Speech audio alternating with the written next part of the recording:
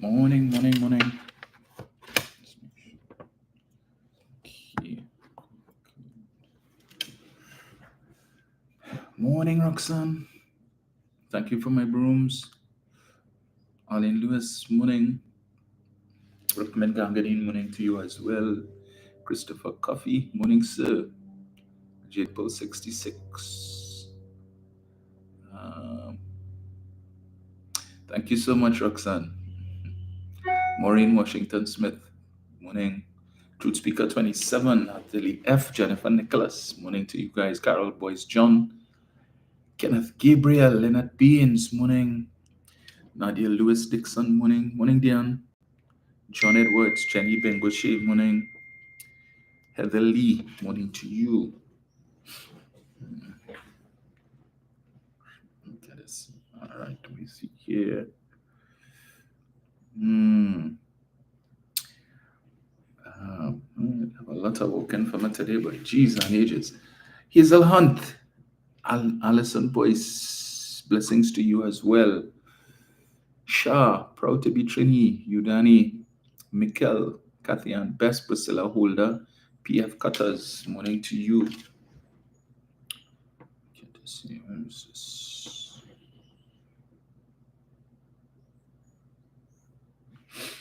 Let's see. Right. So let me just get this here.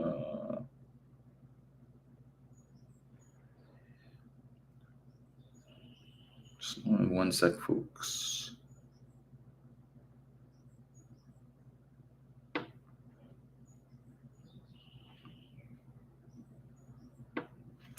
Deal with that. Right. Avalon Brown, Desmond Samuel, Anthony Fonillier, Patty Kutu, Diane Bean, Gemma Alexander, Joy Ragunanan, morning to all of you, John Harry, Marjorie Johnson, Norbertine Safe, Carlos Fonillier, my Parliament friend, how are you? Jennifer Nathan. All right, so it's already 6:42. Let me jump into it because it's another early morning. As you can see, I'm already dressed for the office. Yeah, because I do have another job that I have to treat with. Carol, you have rain by you? Send some this way now. I don't think I have any rain on my side. Yeah, that rain on it whole time for the last couple of days. That rain just playing. So let me get this here. So, right. So I see what appears to be an act of desperation. The misleader of the opposition. Well, I took a little peep last night. I wasn't even aware they had a meeting, but not that I would have been interested to listen anyway. But I just happened to be scrolling through the channels, and I saw they were on TV6 last night, and I just caught the tail end of Prasad Bissasa's presentation. In fact, she was just wrapping up, and I really didn't care to go and look to listen to what they would have said. But I see that she has doubled down on her act of irresponsibility, calling on her supporters to take the election day off from work. Now, as a legislator, Prasad Bisasa is fully aware that the law provides for every single citizen who is employed to be afforded 2 hours off from work to go and vote. So whether it would be convenient for you to do it in the morning, or if it's convenient to do it in the afternoon, it's just for your employer to organize the roster so that you could go and exercise your civic duty.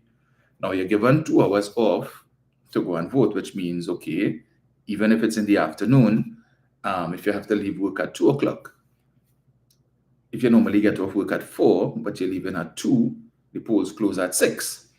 So you still have, so basically you have 4 hours to get to the polls. Kamla urges supporters to take day off from work on election day. Political leader of the UNC, Kamla Prasad Bisasa, is encouraging her supporters to take the day off from work on April 28th to vote and assist with mobilization efforts. Speaking at the party's official presentation of candidates on Saturday, Prasad Bisasa called on the UNC's base to serve as the party's ground army and help ensure a strong turnout at the polls. On election day, do not go to work. I don't want you to get caught up in traffic jam. I want you to stay home, sacrifice one day to secure your future for the next 5 years. Stay home and go out and vote.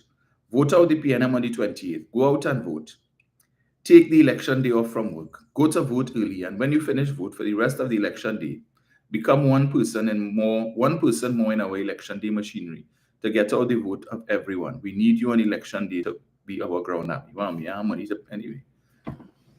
Stop being cheap. But that is what the person who is hoping to be the next prime minister is encouraging her supporters to do. So let us say you have a business or a small business where 5 of the workers are UNC supporters. What is going to happen to that business for that day? And which employer is going to accept when an employee calls in and says, well, I ain't coming to work today because today's election day and the political leader of the party I support said to stay home? Really? Really? So when you lost your work, she gonna hire you? Because the employers know you're entitled to 2 days off, not the whole day. But the irresponsible political leader of the United National Congress is encouraging people to stay home and to be part of the election day machinery. If you're so certain of victory, as you have been saying for the longest while, you could feel it, you could taste it, you could touch it, you could smell it. She said that. If you're so certain, well then why such desperate measures? If people make up their mind that they're going to vote for you, they're going to support you, they will do that. What is your excuse about you don't want them to get caught up in traffic jam? Really? If they go and vote before they go to work, as I said, or if they go after, but arrangements will be made. But you see, they're getting concerned because the momentum, they're seeing the momentum picking up in the PNM's campaign. Admittedly, we would have started off a little sedate, but they're looking at the numbers now that they're seeing turning out at the meetings. And further to that, now that their candidates, all of their 39 candidates have finally been announced, and they're going out into the constituencies and realizing they're not getting the support that they thought they would have gotten. So like in my own constituency of Malabar Mausika, Mr. Smith and his team have been working. So they send out, the team comes out in the morning, which makes no sense because you're campaigning in the morning when nobody home. So basically you're playing music and calling on people to come out and meet and greet your candidate. But these messages are being received by empty houses. Everybody going to work. What sense that make it? You had to work in the evening, right? So they're trying to pull a Hail Mary. You're trying to do in 3 weeks what we have not been able to complete in 2 months. Okay? 2 months and we've been able to cover about 60% of the constituency or thereabouts. So with our ambitious schedule, we should be able to cover maybe about 90%. And if we push hard enough, we might be able to cover the whole thing. Of course, we're not going to see everybody because we would have passed in certain areas when persons were not at home. Because when we start working at about 4 o'clock, some people get home 5:30, some people get home 6 o'clock. We already passed. So yeah, and we don't have time to pass back. So we are, of course, leaving cards in the person's mailboxes and so on, so they would see that we would have passed and the like. But whose fault is it? You all, for the longest while, call the election, call the election. The election is called and you all were not ready.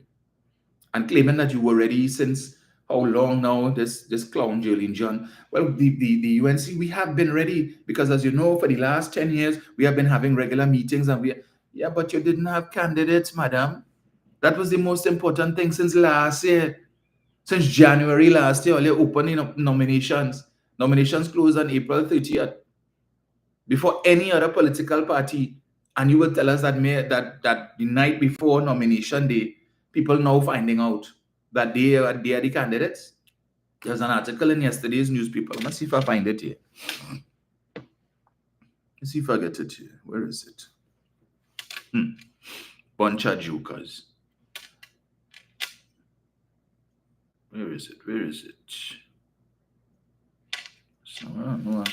Let's see if that one.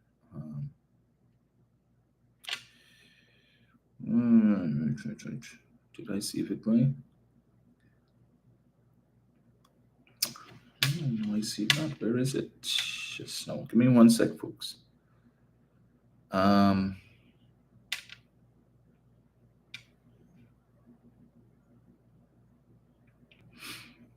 Oh, if I thought I saved it. But it's an article that says, I think it was in yesterday's Express. Um, so Lakram Bodo, who was previously the member of parliament for the last 2 terms for Faizabad, he was moved to Oraput West, and Dave Tanku was moved from Oraput West to Faizabad. And the article says that the both of them only found out of this switch the day before, or on the day of when they announced the candidates, which was last week, Thursday, right? But you, all the time you say, no, it was ready. When the election date was called, we were ready and we have our candidates and so on. But yet still, the day before nomination, Lakram didn't know that he was going, that he is now Oraput West. And Tanku didn't know that he is now Faizabad. You tell me that that the Sunday before, the Monday before nomination day, Rudy and Darsing didn't even know that he not contesting a seat, that he got dumped. Anal Ram didn't know that he was dumped. Ravi Ratiram didn't know that he was dumped 4 days before nomination day. But you all were ready when the election bell was rung. Who are they really trying to fool? We have been saying for the longest while, you all have been hearing me say that the longer they take them to announce the candidates and allow these candidates the opportunity to go out into the constituencies and to campaign is a disadvantage for them, because these are large constituencies and you need as much time as possible. And I, who have been working for the past 2 months since February,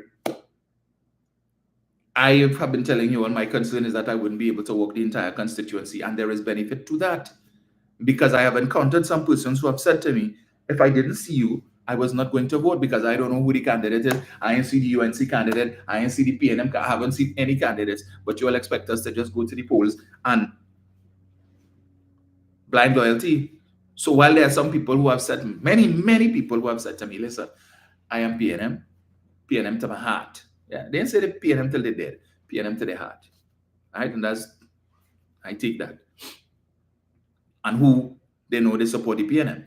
But they were happy to be able to meet the candidate, to have a chat, share some of their issues and so on.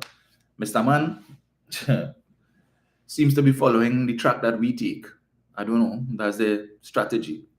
But the reception he has been meeting has not been very great. In fact, yesterday, one of the areas that we worked in, the residents came out and they were telling us, they said, hey, yeah, the UNC pass said to them, no, but poor soul, nobody ain't taking them on. So one day he said, well, I heard him, the whole noise, and they were in front of my gate calling. So, you know, just to be polite, I came out, I peep, and I wave, and they said, come now. And I tell them, it's okay. And I gave them a wave and so on. They said, but he wasting his time in this area. This is PNM strong. Wasting time and resources. It's better you go and focus on the very few areas in the constituency that might be pro-UNC. But anyway, so I guess these reports are going back to the headquarters, and they're realizing they make a little mistake. That might not have been the best strategy to employ. But you had no choice. They were struggling to get candidates. They were struggling to get candidates of substance. That is why they end up with the pickup side that they have. Imagine Mr. Man, yeah, I refer to him as Mr. Man, Mr. Smith. You canvassed, you went to the same area twice. So Sunday morning, they went to a particular area. And I indicated to you all, one of the residents who is in a group chat with me would have sent a picture showing us, right, in front of her block. And then they passed back in the same place again yesterday. What sense that making? Stop canvassing and stop to empty homes. Come on, you're campaigning to empty homes. Make no sense. You didn't get a memo? But if that's what they want to do, no problem. So as I said, the campaign is picking up steam, and they obviously they're concerned. So I saw pictures yesterday of Winston and Grandy giving out hampers. He ain't giving out fridge and stove. Hampers. And it goes to show that that's all they have to offer. Right? Populist things. Get people little groceries and stuff. Hungry mouth thing, as they would say. But I wonder if we will see any videos that persons might do. You know, they will unpack or unbox and show you, well, look, do you want to give me a hamper here? Let me see what it is they give me. A pack of rice, a pack of flour, 2 packs of peas, a tin of corned beef, 2 tins of Vienna sausage. there are some people who like to do those kind of things, right? Because when you remember during COVID, when the government was giving out the food hampers and so on, there were some people who decided to do those things to say, oh, the government this and that and the other. But if you're so sure you're going to win, why you have to resort to that? Mr. Sturge? That's the strategy. That's the best strategy that you all have. That's what they're about, giving handouts instead of a hand up. Handouts instead of hand up. And what you expect to get after the election? Not the same thing. They don't care about you. It's desperation. They just want to get back into office. You know why? Because this is Kamala Persad-Bissessa's last chance. When she loses this election, rest assured they will come at her like wolves, because her term as political leader comes to an end in June. Now, if she wins, God forbid, well, she'll be the prime minister. So obviously, nobody is going to challenge her for leadership, because, hey, she win. She's the prime minister, and my political fortunes for the next 5 years is at her behest. So I had to behave myself, even if I had aspirations to be leader. I had to put that on the shelf at least until 2030 something. 2030, when hopefully she will step down, because she'll be 78 at that time, pushing 79, and hopefully she will step down. Or let me bide my time, because I realize, with each passing day, she looking a little more rickety. So every time I hear she cough too much, the ears perk up. Is that cough I hear there? I wonder if she all right, boy. Yeah. I see how she looking today. She looking sprightly. Every time they hear a cough, the heart skip a beat. Yeah, boy. I wonder, boy. I wonder if there's it. All around, a set of wolves waiting to see if she will make it anyway. Let me not go there. But as I said, when she loses, that's it. I think the patience of the UNC support base will finally grow wary of this woman, so that when they have their leadership election later this year, and she's leader of the opposition, she will be leader of the opposition no more. I don't even think she would get that support to be leader of the opposition. Right? I doubt it. Because whoever has aspirations to become political leader will organize to get support to oust her as opposition leader, and to indicate to the president that this is who they support, whoever that is. So understand, Kamala is fighting for her political life. She knows this one is do or die. The PNM has no such inhibitions. We don't have those. We don't have that issue, right? That's not a problem for us. We have a young leader, right? A young prime minister who is building a team that comprises young people, new politicians, young politicians, mixed with some experienced politicians. And again, I stress, none of us were paid any money to offer ourselves as candidates. The same cannot be said on the other side. And I keep stressing to persons that if these are the lengths to which the UNC must go to be able to get candidates, what do you expect? These are the same people who want to tell you that Rowley had a cabinet with square pegs and round hole. Right? That the people that he put in certain ministries, that they're not suited for that ministry because their professional background is not in alignment with the particular ministry, and so on. But look at who Kamala Persad-Bissessa are giving you. People with allegedly fake credentials. Right? You don't know what their background is. Some of them. The one that they put in to replace Barry in Princestown, I saw something come out where she's supposed to be a dentist, but I saw someone publish something which suggests that she may not be qualified, or may not, because somebody went on the roll of dentists looking for her name, and apparently the name wasn't there. All right, but I don't know. But I just saying, false papers is not something new to the UNC. And as I told you all a couple of days ago, understand that government is not just the cabinet. Government comprises cabinet, and then you have all of these state enterprises, some of which the manifesto says they intend to get rid of and put into private hands. But those that they keep, the government is required to put boards in place. So I'll give you an example. The board that I sit on, National Trust, has been doing significant work over the last 7 years. last 7 years or so. All right, significant work with respect to work being done at Millfleur, work being done at Nelson Island. For those of you who have not visited Nelson Island, I could tell you the work done is second to none. The work being done at Banwari, the work that is being done with respect to the putting in place of the incentive, the government incentive for private sector entities to contribute to preservation of and conservation of heritage buildings, and they would get a tax break and so on. All of these different things that are being put in place. And I could tell you the constitution of the current board in terms of the professional background of the directors is, I don't think the UNC can get a team that is as competent and as committed as these folks. Because when we look at what obtained between 2010 to 2015, they could not find people. So there are certain boards that people don't want. Because some boards actually require you to work. It's not just about meeting once a month and you talk and thing and then and that is it. No. The members of the board of the National Trust have been very hands-on. These are persons who have backgrounds in conservation, backgrounds in engineering, backgrounds in finance, persons who are involved with Citizens for Conservation. So they have a vested interest in the work that they do. This is why this team was specifically chosen for that. And I shudder to think that should the citizens of this country play fast and loose with their vote to put the UNC in, and you put an incompetent board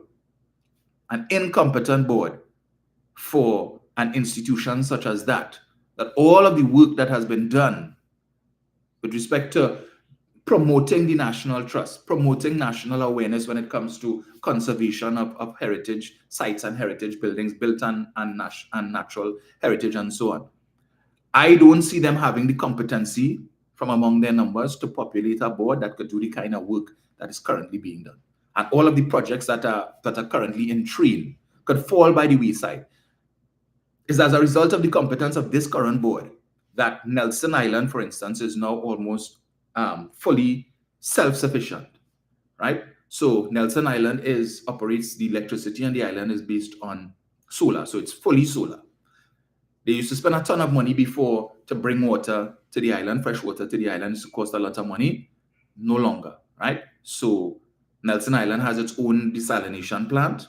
It has its, and then recently we would have put in a rainwater harvesting plant, if you want to call it as well. So a series of tanks, and we set up everything for that. So we no longer have to spend money to bring water onto the island. All right. So all of these things are in train. Some of the buildings have been refurbished and so on. Preservation. So we basically turning the island into an ecotourism attraction. So things are being put in place with over the jetty. We put a facility in place so that if it is persons want to rent the island for to have a wedding reception, or you want to rent the island to have a retreat or something like that, we've put facilities in place for all of these things. So a lot of work has taken place on Nelson Island, and now we're looking to put a bridge that links Nelson to one of the other islands, right? So all of these facilities are being put in place, designated area for swimming, contemplating things like snorkeling. Also, it's a lot of work. So when I tell you that it's not just about cabinet, right? Understand that there are things taking place in state enterprises that requires competent people. And they don't have that. So when you play fast and loose, understand what else is at risk. But anyway, we'll talk that another time. All right. So let me see if I get this here. So let me get this here. Right. So they continue to talk about the economy. True talk, no lie. So somebody actually posted a picture of what is contained in the hamper that we in Sturge handing out. So I'm seeing here, you get a pack of rice, just as I said, a bottle of oil. You get, what is this? Let me see, a pack of ketchup, pack of brown sugar, 1 pack of macaroni, 1 tin of sardine, 1 tin of Vienna sausage. I said 2, well, you get 1. 1 tin of tuna, a pack of baking powder, pack of salt, 1 pack of Carnation evaporated milk, a tube of toothpaste, 4 rolls of toilet paper. Yes. Okay. Yeah. So that's what they're giving you. All right. Yes. So that is what. Right. And I see. Oh yes, a pack of, what is this? Split peas. 1 pack of split peas. 1 pack of lentils. Yeah. That is what is in the hamper. So, see, as I was telling earlier, normal hamper things. And they expect people to vote based on that. Hey, look what the UNC give, man. Yeah, I could eat for the week. What happening next week? He's going to come back next week with a hamper and give it to you. And the week after that. Over the week after that. You just need to bring enough until election day. And then after that, he forget about you and you don't see him again for the next 5 years. Because he go into Parliament to Ramage because he need a new vehicle. Right? The vehicle that he's driving now, the BMW X5 that he would have purchased when he was a senator. He need an upgrade now. So, yeah. Well, I need to help him out there. Help him to get to Parliament. Right. So, let me just play this here. Just as a reminder. We seem to be doing a lot of reminders these days. So, let me get this here. We say good morning to His Excellency, the President of Pleasantville, Nigel O'Connor. Morning, Brian. Mr. Chance, Mr. Yates. Right. Let me just play a little reminder here. It's for the benefit of people like Winston Bachelor who I see kicking up a fuss here on YouTube. Right? He says, Crapo going to smoke the PNM pipe in the elections because they were singing that song, Look at Lee, Look at Lee, Look at Lee.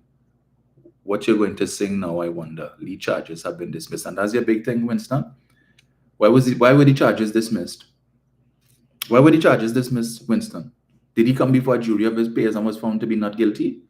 No, the magistrate said it's because the evidence may have been insufficient. That doesn't mean that he didn't commit a crime. Who has been driving the vehicle? So if I go there and I purchase a vehicle and $1 million vehicle, and then I give my partner to drive it, and I maintain driving the vehicle that I have, what is that?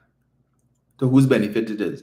The reason why that, I don't want to call it a perk, but that's what it is, all right, has been provided, and I hope you're listening, Winston, okay? Take a Q-tip, clean your ears. But I know the Q-tip could only clean your ears, but it can't clean the wax in your brain. So let me break it down for you. The reason why, okay, that particular perk is in place is because it recognizes that parliamentarians are required, elected MPs are required to serve their constituents. All right? It means that you're going to have to be driving from here, there, and everywhere when you have to go and see people. The expectation is that you would work your constituency after the election, not just during the election period. And then as most people complain, they don't see you after that. And therefore, you would need a vehicle to drive, to do the work of the people. You see, like how some MPs do it. You see in Penny climbing hills on the side in Paria and Blanchishes and all kind of thing. Going up there, it is for that purpose, so that you could serve your constituents. But if you decide to buy a vehicle and you're not using it for that purpose, then basically it means that you have betrayed the purpose for which it was intended. So if you buy a vehicle, $1 million vehicle, and this is the same thing that people talk about, right?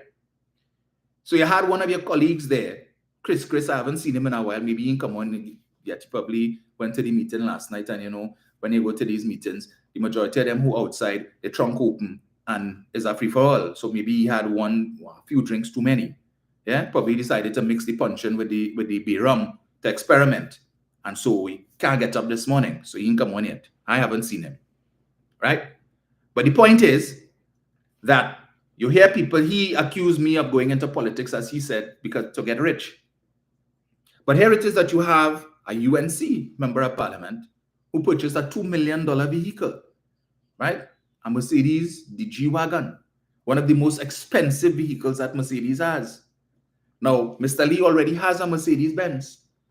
I think it's the GLC model, which in and of itself is also very expensive. But that is more suited to the individual that David Lee is. So you went and you purchased a $1 million vehicle, you would have deprived the state of millions of dollars in duties, in taxes, and VAT, and so on. And then, based on what was presented in the public domain, is that Mr. Leon Poi was the one driving the vehicle. In fact, the police would have reported they did surveillance and so on, and over a period of time, and most of the time, the vehicle was in Mr. Leon Poi's possession, contrary to the law. But you see, you all are upholders of wrongdoing, right? Upholders. Because the fact of the matter is, if it was a PNM person had done that, you would be saying something else. But anyway, just remember, if all you feel like that is the big thing, hey, we're singing the song about David Lee, it's not only David Lee we spoke about. What is happening with what is happening with the investigation into the former member of parliament for Couva North? Why was he removed? Why did Kamla remove him if he was such a great MP? Why was he removed? What is happening to that issue, that matter with the former member of parliament for Caroni Central, Arnold Ram, who was fired from 2 public utilities companies, and he has a matter with respect to the last one he was fired from, costing taxpayers over $3 million. What's going on with that one? That we were talking about that too. We talk about Munilal and EMBD. Was he cleared of that? So when you want to come and talk stupidness about David Lee and David Lee and David Lee, all right? We see what David Lee is. We are not convinced.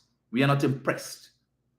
This is not the first time that we've seen the court system make such decisions. But just remember, you still have several other persons who are themselves the subject of police investigations and who are themselves before the court. Okay? Because as Gary Griffith would have told us, Munilal is also the subject of a police investigation with respect to that EMBD matter. So don't rejoice too quick, because you still have several others, my friend, who have questions to answer. And just those 3 alone that I just mentioned, there should be sufficient for the population to tell all never again, because they've shown themselves to have the propensity to be dishonest and to be thieves. But yet still you lifting them up. Something had to be very wrong with all you know. You always singing a song about Foster Cummings and Foster Cummings. You ain't shame. Look, anyway, something very wrong with all that. In my own 40 or 50 or 60 years, I have never heard so much corruption in one little island as I've heard in this country over the last debate. I can't understand God in this pandemic. There has been too much corruption. And every bit of corruption you and I are paying for today because the country is not in a position to deal as they ought to deal with us in the present condition. People are stealing money as if they invented it. As if it's their right to peace. I wonder if Winston heard that. That was in 2011, Winston. That was late Chief Servant McCandle Dagger. And he wasn't talking about the PNM. He wasn't talking about the PNM. He has never seen in his 50, 60 years so much corruption. People are stealing money like they invented it, like they have a right to thief. He wasn't talking about the PNM. And the unfortunate reality is that many of the persons who were part of the government then, that government that he just described there for us, were stealing money as if they invented it. Several of those persons are still on board. Several of those persons have still been given the opportunity to be members of parliament.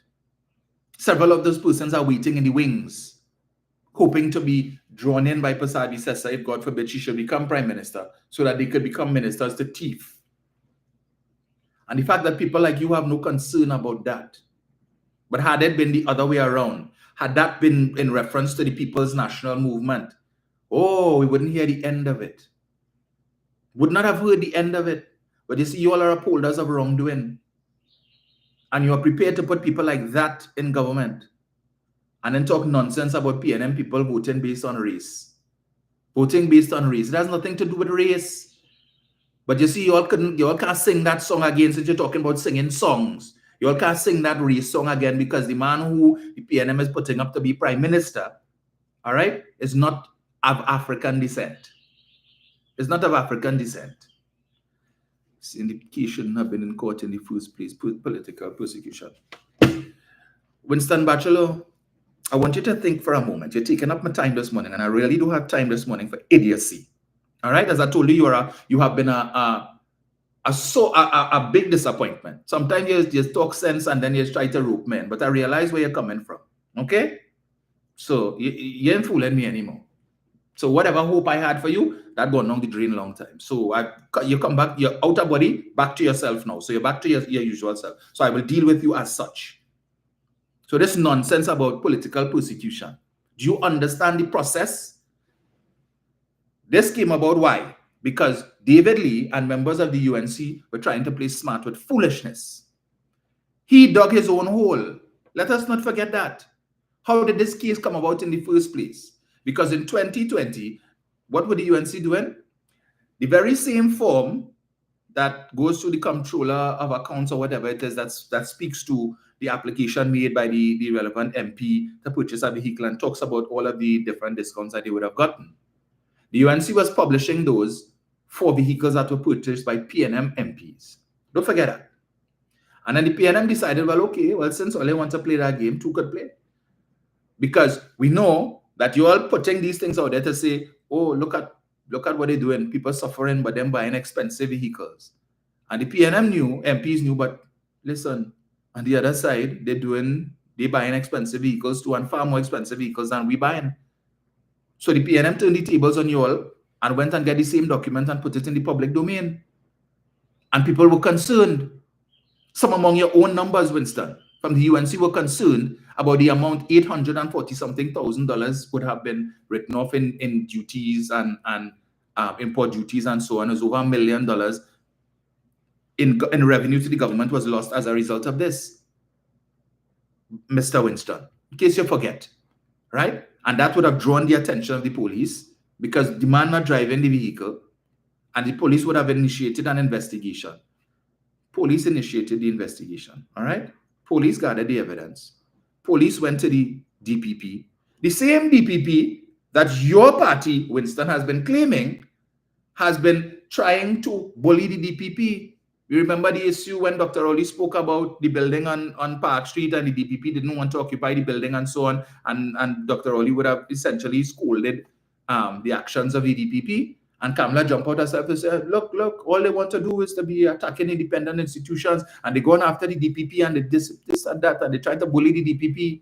Is that same DPP, Winston, who gave instructions to charge Mr. Lee? If the DPP didn't give instructions, the police couldn't charge.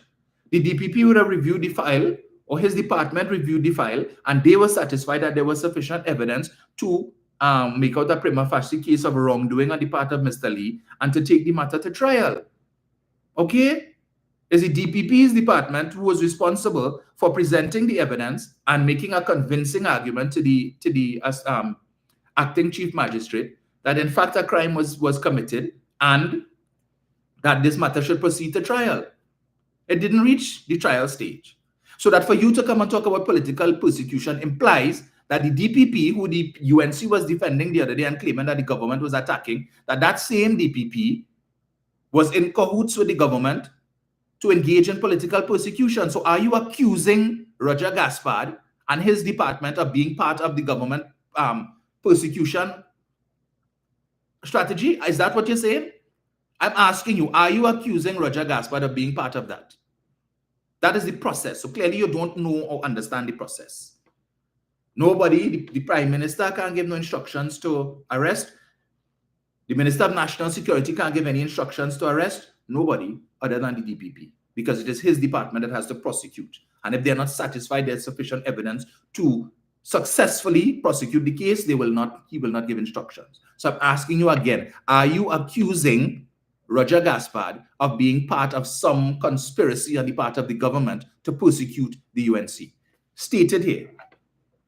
State it here, please. Please.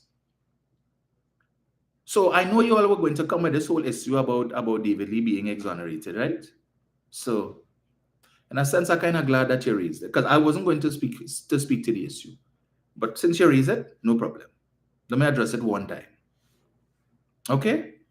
So you could go back and sing your song about that. Anyway, coming back to what I was discussing here. So I wanted to touch on something. Where is it? Not this phone, this one. Let me get it here, right?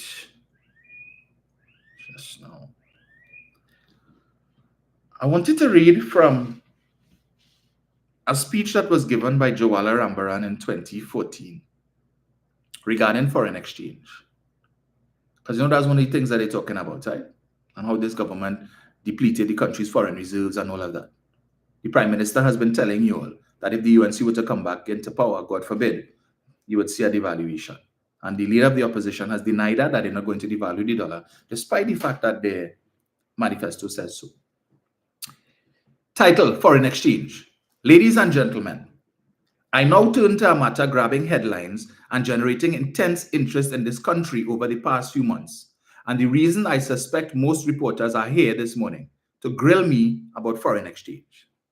Now, this is 2014. I would ask Mr. Rambaran, why was the issue of foreign exchange, according to you here, grabbing headlines and generating intense interest in the country? Because if, as the UNC is telling us now, when we were in office, we had no issues with foreign exchange. Foreign exchange was available. You could go to the bank and get as much as you want. It had no problems. So why is Mr. Rambaran telling us here in 2014 in the speech that he's delivering that the issue of foreign exchange, according to him, was grabbing headlines and generating intense interest? I continue. There have been many opinions circulating on this topic, and I will say in most cases these opinions are uninformed.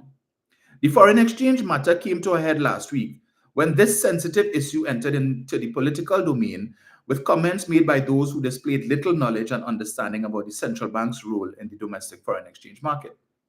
So please allow me to say a few words about the central bank's actual role in the foreign exchange market.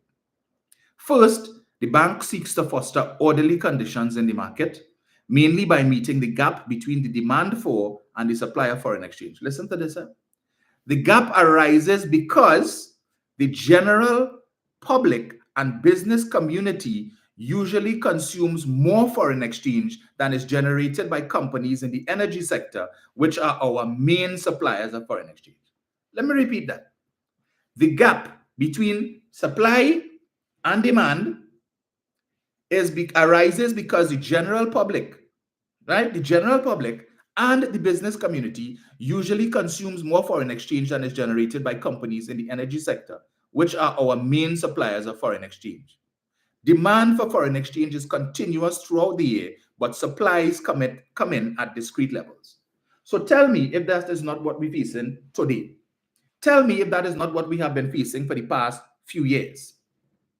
Bearing in mind that between 2010 to 2015, when oil prices were higher than it has been for the majority of time that this administration has been in office, gas prices were higher, production was higher, so we were receiving more foreign exchange than we were then than we're receiving now. And Jawala Rambaran is telling you in 2014 that the demand for foreign exchange is continuous throughout the year, but the supplies come in at discrete levels. He goes on. This leads to periodic tightness in the domestic foreign exchange market, which the central bank alleviates by what? Selling foreign exchange from its stock of official reserves to the banks. Let me repeat that. This leads to periodic tightness in the domestic foreign exchange market, which the central bank alleviates by selling foreign exchange from its stock of official reserves to the banks, which is the same thing that this administration has been doing for the past 10 years. There has been a fall in the receipt of foreign exchange from the same energy companies that Joala spoke about because of decline in production and lower prices.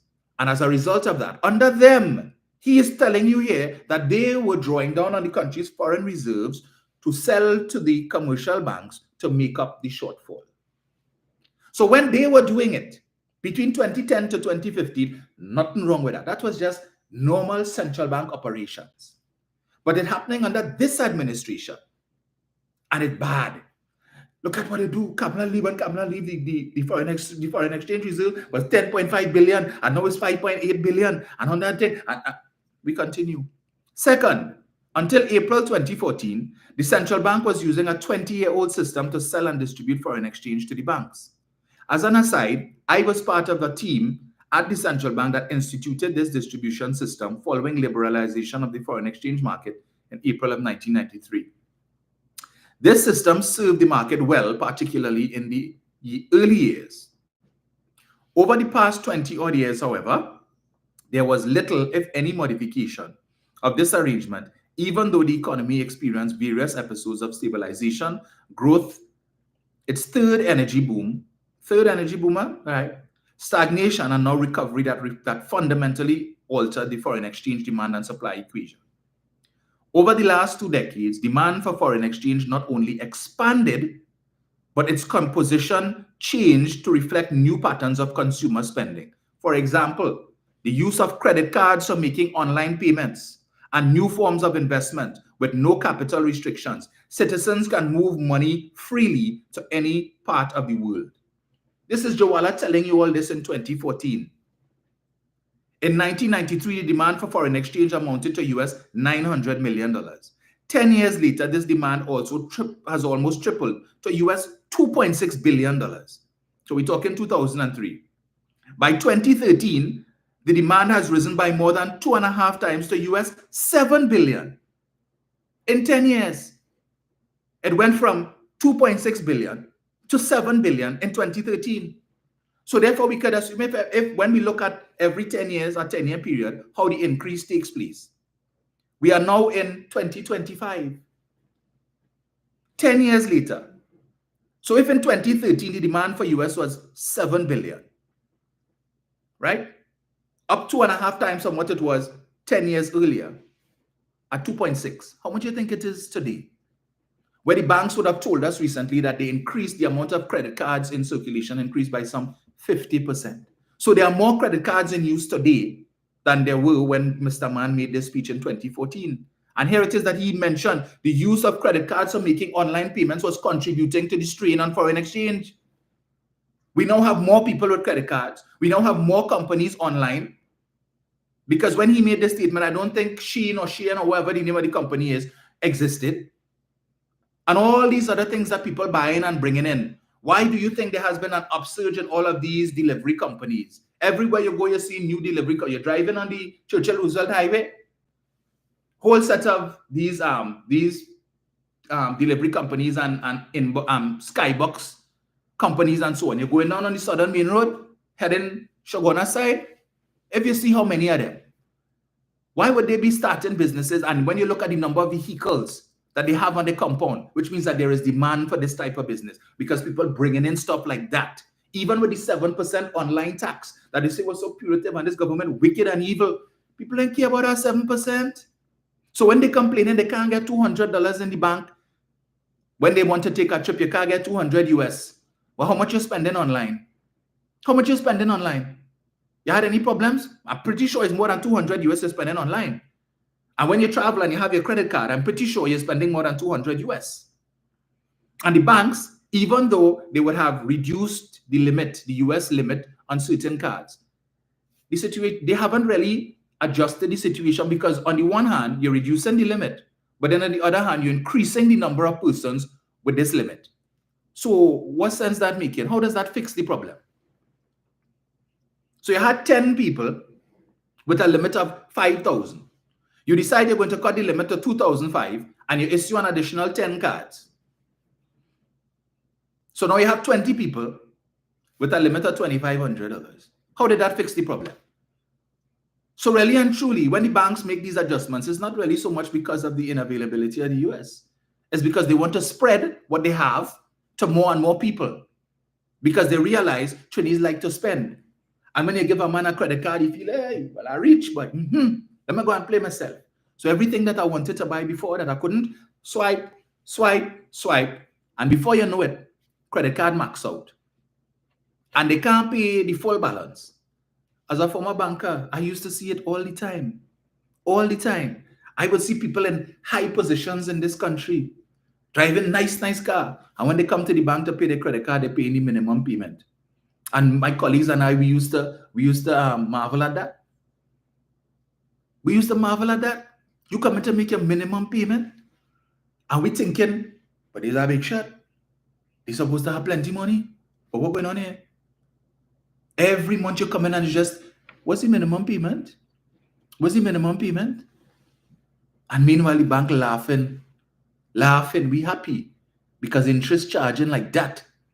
And the banks have recognized, give people credit card, let them spend. You feel the bank vex when you don't pay back, when you don't pay your full balance? No, they're happy because they're charging you a whole set of interest. This is why these banks over the last few years have been able to realize these significant profits on a sustained basis. They have tapped into a market. And they realize, yeah, they have money to make there. So it's not just the consumer loans and people saying interest rate and so on. No, the credit cards. So plenty of you all who have credit cards and only making your minimum payment. So the bank will so you don't have the bank on your back. The bank like that. But I continue with Mr. Rambarana, the hypocrisy. At the same time, the supply of foreign exchange increased, but was outstripped by demand. In 1993, the supply of foreign exchange amounted to US 856 million. 10 years later, this would increase by 2.5 times to US 2 billion. In 2013, the supply of foreign exchange almost tripled to 5.8 billion. This prompted the central bank to intervene with increasing volumes of foreign exchange to quell excess demand pressures. In 1993, the central bank sold a mere US 33 million. This jumped to US 500 million by 2003, and in 2013, the central bank sold US $1.7 billion to the banking system. So Jawala Rambaran is showing you the progression in the increase in demand for foreign exchange and the strain that it was putting on supply, which was prompting the central bank to have to go into the country's foreign reserves to sell US to the commercial banks to be able to meet the demand. But the UNC would give you the impression that when they left office in 2015, all of a sudden, that whole thing that has been prevailing for the past how many decades, it stopped. Demand for foreign exchange, I guess, must have fallen. So when it is we keep hearing people complaining about the foreign exchange issue and the foreign exchange problem and how hard it is to get foreign exchange, Rambaran explained it in 2014. Every 10 years, the 10-year cycle, the demand goes up. Only this time, supply is unable to keep pace with demand. We go again. So with growing tightness in the domestic foreign exchange market since the start of the year, the central bank reviewed its 20-year-old arrangement for distributing foreign exchange to the financial system. Two fundamental changes were made effective April 2014. First, we included all 12 licensed authorized dealers in the distribution system, providing everyone with greater access to more evenly distributed supply. Where that supply coming from? The country's foreign reserves. Previously, only 8 authorized dealers were part of the arrangement. Second, we made more use of the auction system so that supply of foreign exchange could go to where demand was greatest based on price. After nearly 2 months of operating the new foreign exchange distribution system, we made further improvement to the system's internal back office operations, but we did not alter its fundamental parameters. This enhanced distribution coupled with more timely and sizable interventions. So basically what he's telling you here, they decided to give licenses to their friends and family, right, to sell foreign exchange. So people who never had licenses before, so before you're dealing with the banks, you have the cambios and so on. They decide, somebody get bright and say, well, yeah, what now? Let me get we partner on them. So once they have a license, we can allocate to them a portion of the US that we're selling from the reserves. But of course, nobody don't know who these people are. People are custom. I need US, are going to the bank. I need US, I will go to the Bureau de Change in the airport. But these other new people, we ain't really advertising that, right? Except amongst our own people. So you need US, you ain't getting in the bank. Here, well, go buy so and so. He have a license. Yeah, but don't tell nobody, eh? Don't tell nobody. But he have a license. Go there, you'll get some. How much all you need? All right. Yes, so, here now. We could get a little 50 million now. Yeah, no problem. You organize that fair. Yeah. Anybody else? I need that 10 million, but what you could do for me? Come on, partner. So he say he went to the bank and the bank tell him he could only get that. What you could do? You don't worry, we can deal with that. That's what they were doing, right? And then, so you had no control, and then of course the hoarding started. So plenty of people now who could go to these new players who we don't know about, the rest of us don't know about, and they sell into specific people. And then the problem became exacerbated because all of a sudden the challenges of getting foreign exchange that would normally have gone to the commercial banks going to these new players that nobody knows about, not being advertised. Only certain people know. I continue. For the first 5 months of 2014, we sold US 610 million to the financial system, with the most recent being the sale of US 200 million. Let me make it clear, the new changes to the foreign exchange distribution system were not ineffective, but change is always difficult to accept. Foreign exchange management is a highly sensitive area of central banking. We are not at liberty to divulge the details of our operations. This is Joala Rambaran telling you in 2014. We are not at liberty to divulge the details of our operations. But he didn't have a problem in 2015 divulging the information with respect to who are the main players getting the majority of foreign exchange in terms of the companies. So in 2014, I respect confidentiality. Central bank is not going to speak on these matters. No, we quiet. We can't reveal that. But 2015, PNM come in. Oh yes, confidence be damned. We go in and talk. We continue.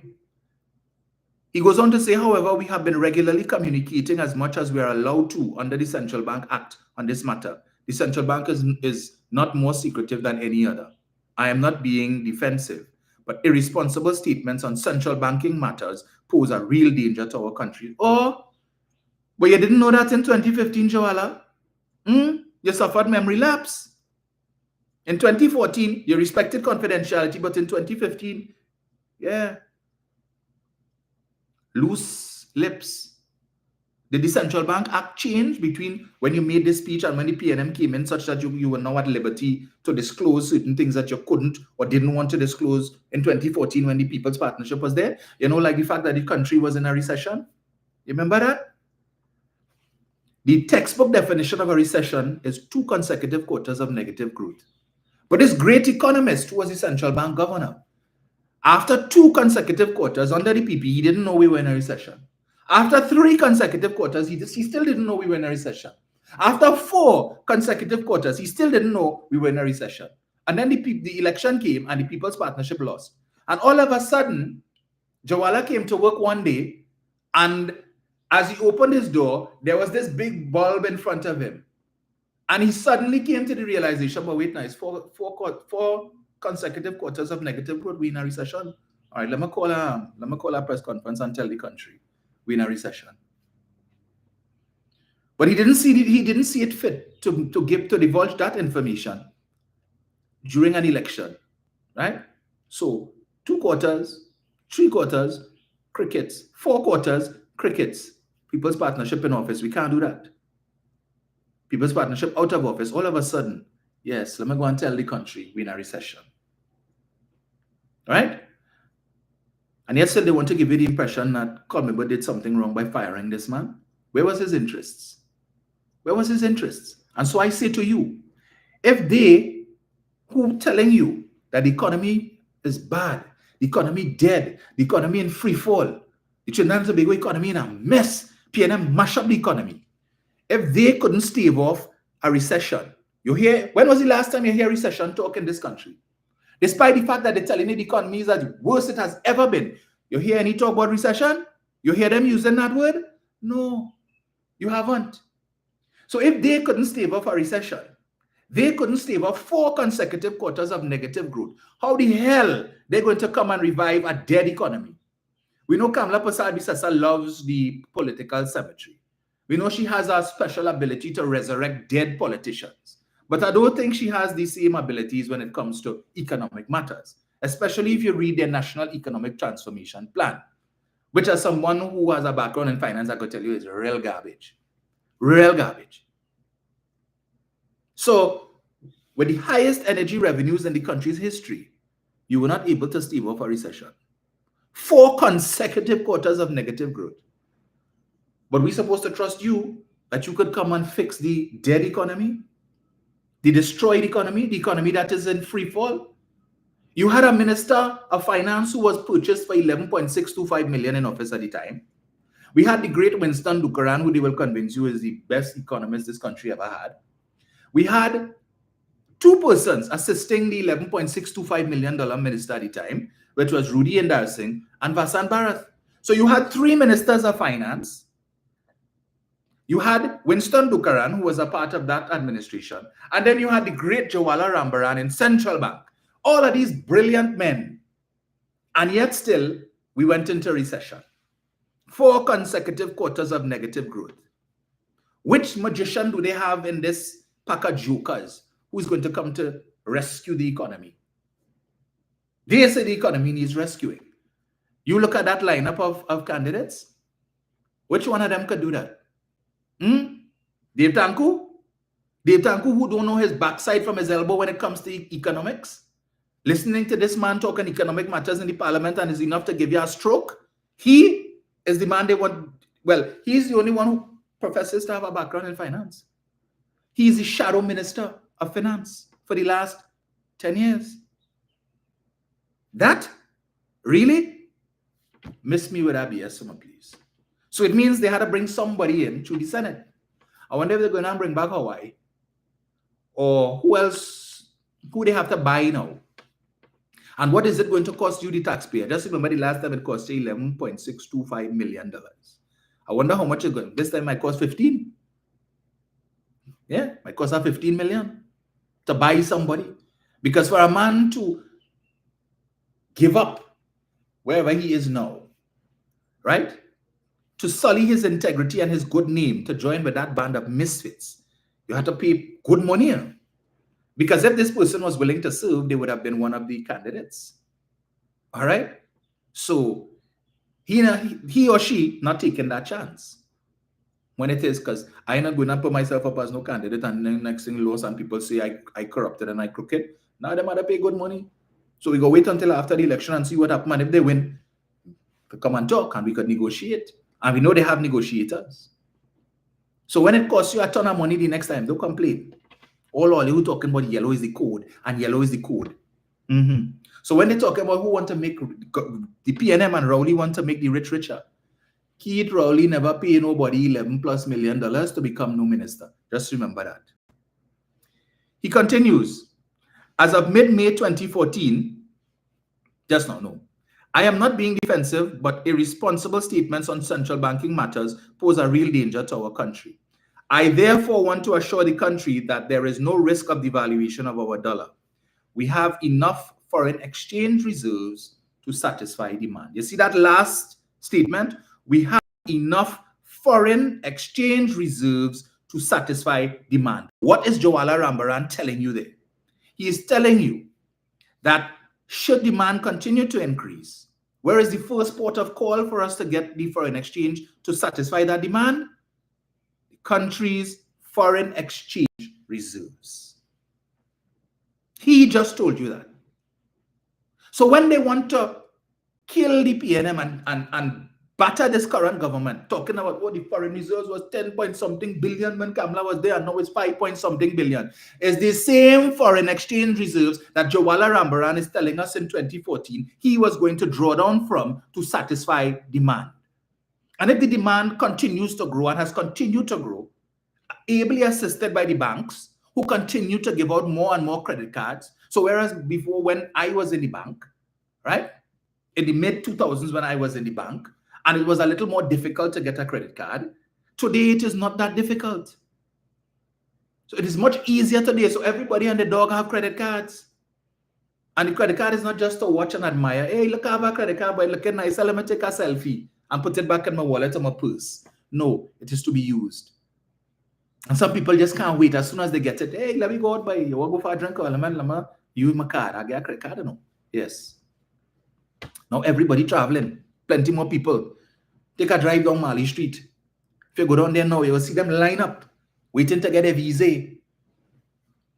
People traveling, right? The world has opened up. You have, if they ain't going to the United States, they go in Canada, they go in Puerto Rico.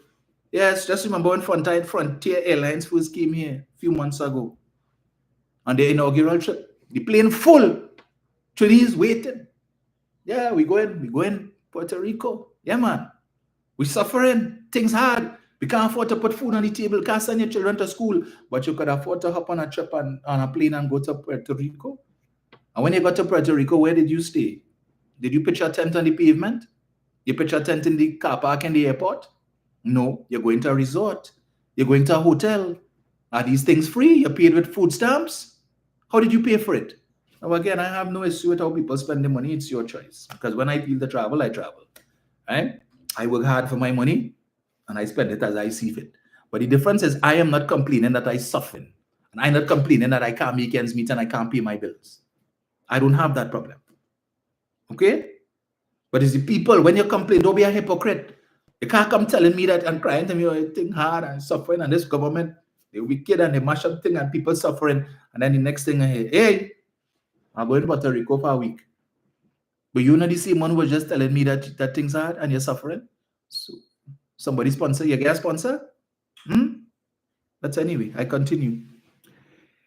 He goes on to say, as of May 2014, the stock of foreign exchange reserves is almost US 10.5 billion, more than enough to cover over 1 year of imports. This is all I can say and will say on this matter. So Mr. Rambaran has identified the country's foreign reserves as the first and main port of call to satisfy the increase in demand for foreign exchange. We can draw the conclusion from what he said here in 2014, that had they been successful in winning the election in 2015, all right, the energy situation would have been the same. We have no control over price. Production of oil and natural gas had already started to fall under them. So it would have continued in the same way. These things would not have changed. So therefore, they would have had to draw down on the same foreign reserves that this government has had to draw down on. Now understand, you have two options. You can either decide to preserve the foreign exchange and not supply any to the commercial banks or precious little to the commercial banks, resulting in devaluation. Because if demand outstrips supply, price goes up. And not just a foreign exchange, any commodity. All right? When there is more demand than supply, what do businesses do? You increase the price. And who can afford to pay for it will buy it. And you make more profits. So if the UNC is telling you, complaining about the foreign reserves, and it was 10.5 billion and 10 billion when Kamala left office, never mind the fact that when she came into office, it was at 9.1. And when she left office, it was based on the central bank data, it was about 9.9. Right? In May, it was 10.5 in May, and demand was increasing. So when they left office, based on you could go to the central bank website and you see it was about 9.9. So she inherited 9.1 from Patrick Manning, and she left 9.9. So she added about 800 million US to the country's foreign reserves. Net. And I say net because, as you see, it was 10.5, and it came down from 10.5 in May 2014 to just over a year later, it went down to about 9.9, 9.8. So the drawdown on the country's foreign reserves had already started under them when oil prices started to fall out about June of 2014. Right? And the country's receipt of foreign exchange started to fall, because remember, the majority of foreign exchange that goes to our country's foreign reserves comes from the economic rents that we get from the energy companies. And this is something people need to understand, right?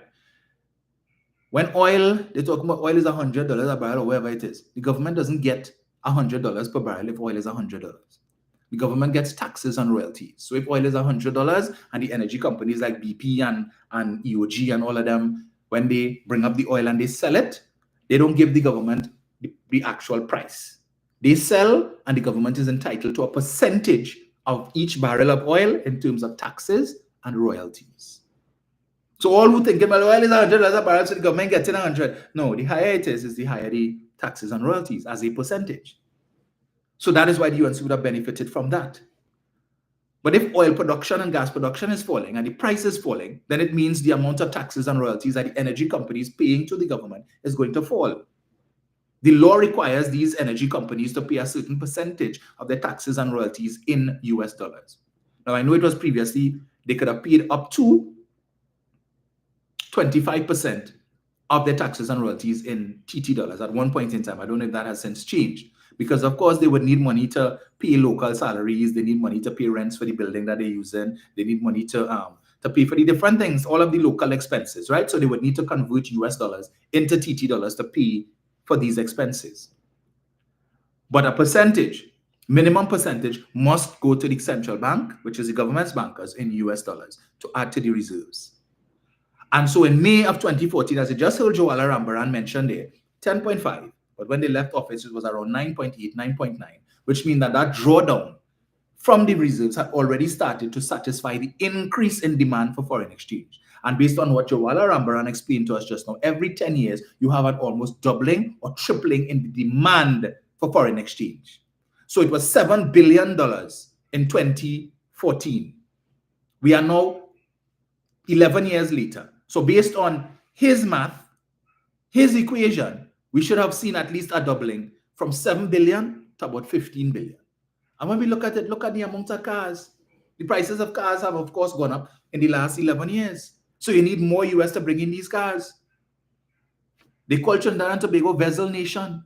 Everybody have vessel. Now this new brand, there's BYD and all of this, and we have all the electric vehicles and all of that, because people want to save on their money on buying gas and all of that. So just look, what is the series we on now? I went by a friend last night and I saw he had PEJ, and well, that should be finished by now. I haven't seen PEK yet, but it's probably out. Look how fast we have run through that.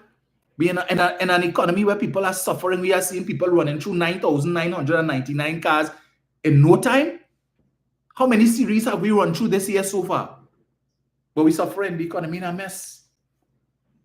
We weren't running through series as fast between 2010 and 2015. But in a dead economy, we seeing that. People buying brand new cars. Foreign exchange market be damned. Let me care about that. Banks giving loans just like that now.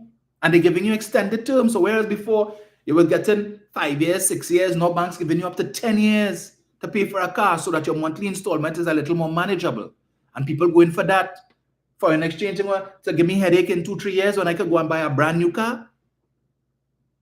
Because the terms and conditions for the loan is much better.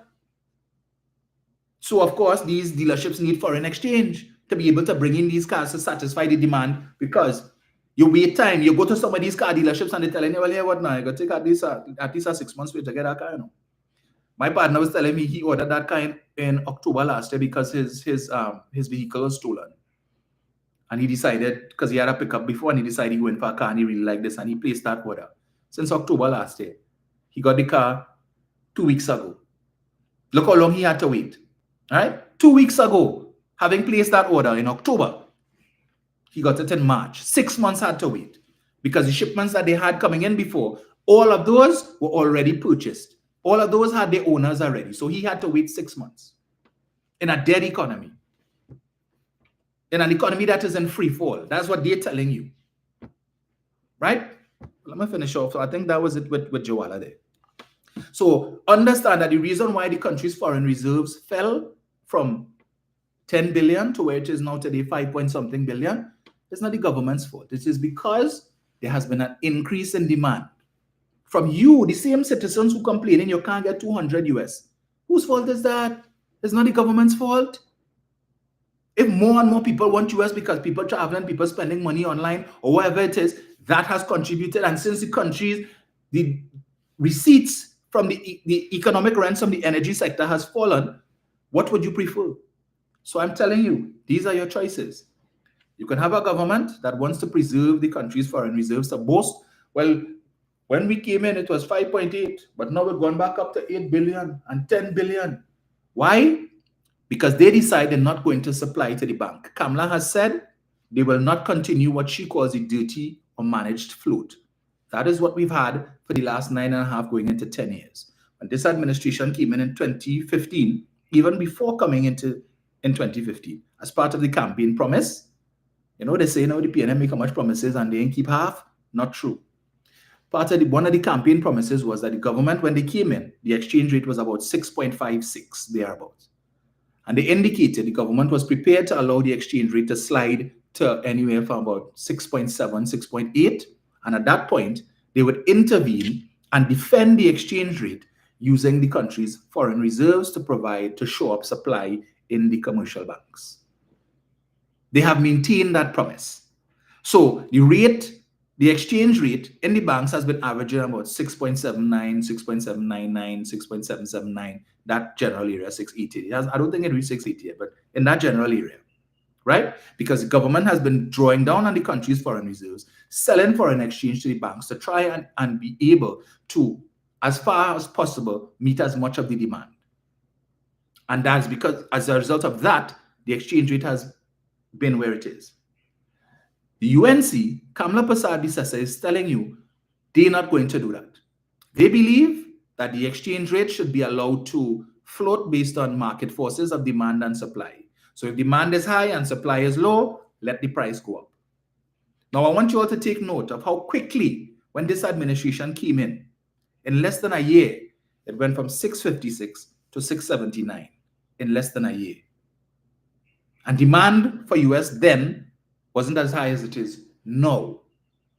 So if it is, you put God out of your collective thoughts to put them in office, and they do exactly what they said they're going to do, right? Persad-Bissessar has said it. It is in their manifesto.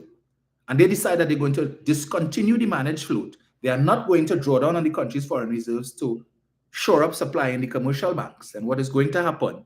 The price will increase. Bear in mind, Trinidad and Tobago, demand for US dollars is higher today than it was in 2015. And as I just told you, look how quickly it devalued from 656 to 679 in less than a year. So with demand being what it is today, rest assured, when should you put them in office, how quickly it will go from 679 to cross the $7 marker, and then the $7.50 marker. And if they insist that they are not going to engage in the managed float, and they will allow market forces to determine. So you have an increase in hoarding because people they now have a government that those who are the hoarders now have a government that is willing to allow the TT dollar to be devalued so that those who have the US stock up wherever and waiting for the price to reach a certain level so they could sell it at that rate. The underground economy that they're talking about, who getting the $7.50 and the $8 now from the business community who need it. I keep asking, where is the underground economy getting this US dollars from? Where are they getting it from? They have a printer? Are they bringing it in? How is it that you could go so easily to the underground economy and get how much you want at a higher price, but the legitimate entities, you can't get it? Where are they getting it from? Nobody's answering that question. So you have a government that is telling you, we are willing, current administration, we are willing to continue the managed float, to use the country's foreign reserves to show up supply. So at least you could still get something, and that you don't have to suffer the increase, because if the TT dollar is devalued, the price of everything goes up. The price of fuel is going to go up because remember, we import in fuel. So we need more TT dollars to purchase US dollars to be able to bring in the fuel. All right. So the price of fuel will automatically go up. So all of you complaining about, how much time in both increase the price and they're riot yet? And Kamla telling you, put her in office and she will reduce the price at the pumps. No, my friends. Devaluation of the TT dollar will only result in an increase in the price of fuel, because as I said, the government has to find more TT dollars to purchase US dollars at a higher rate to bring in the fuel. And even if they're telling you they're going to reopen the refinery, that's not going to happen in 6 months. That is not going to happen in a year. In fact, it's not going to happen at all under them in terms of government. It won't happen. So they have to go with a private entity. It makes economic sense to do that. Take the government out of that. This administration has put things in place for that. But when you have another party that is hoping to take government, is saying in the public space that they would reverse that transaction with respect to Oando. Understand, Oando has to take a guarded approach. You don't want to spend money on the refinery and then a new government comes in and they tell you, well, yeah, forget that. No. We ain't going, we're not bothering. That was PNM. We're not going through that. Hit the road. We're going and take taxpayers' money that we don't have to reopen the refinery because it's a populist thing and the population don't want to understand the ramifications of that. But we know we could secure some votes and loyalty if we do that. So PNM is saying we will continue to use the country's foreign reserves to supply the banks and the other institutions to maintain the exchange rate at 679 as we have been doing for the past 10 years as promised in 2015. And hopefully, when energy revenues start picking up come 2026, 2027, and the government's economic rents increase, and we could now rebuild the country's foreign reserves, and also we could now have more money going to the banks, more US currency going to the banks to treat with the demand, so we could slowly but surely rebuild the reserves. But we want to protect the current exchange rate so that food prices not going to go up.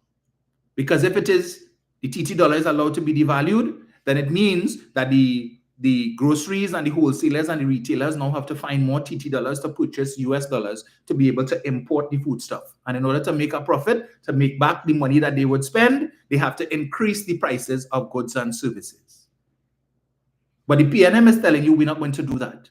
We have avoided doing that over the last 10 years, and we've taken a lot of licks for it because to do that, we have had to draw down on the country's foreign reserves. And we are telling you that had that other party been in office, they would have had to do the same thing. In fact, it started under them. It started under them. But we don't talk about that. The bright economists like Sajiwan and Valmiki Arjun, and they don't point out to the population that drawdown on the country's foreign reserves started prior to this administration coming into office. Pick your poison, right? You want the government, the party that is telling you we will maintain 6.79, or the party that is telling you we will come in and our priority will be to restore the country's foreign reserves. Just so we can say, yes, look what we did. In just 1 year, we came in and we increased it by 500 million. And in doing so, that 500 million that should have gone into the market to support supply, because you choose to sit down in a bank account, right? And the people need it. You put it to sit down there. And what happens? TT dollar devalues, right? Every price of everything goes up. But you boast and we increase in the foreign reserves.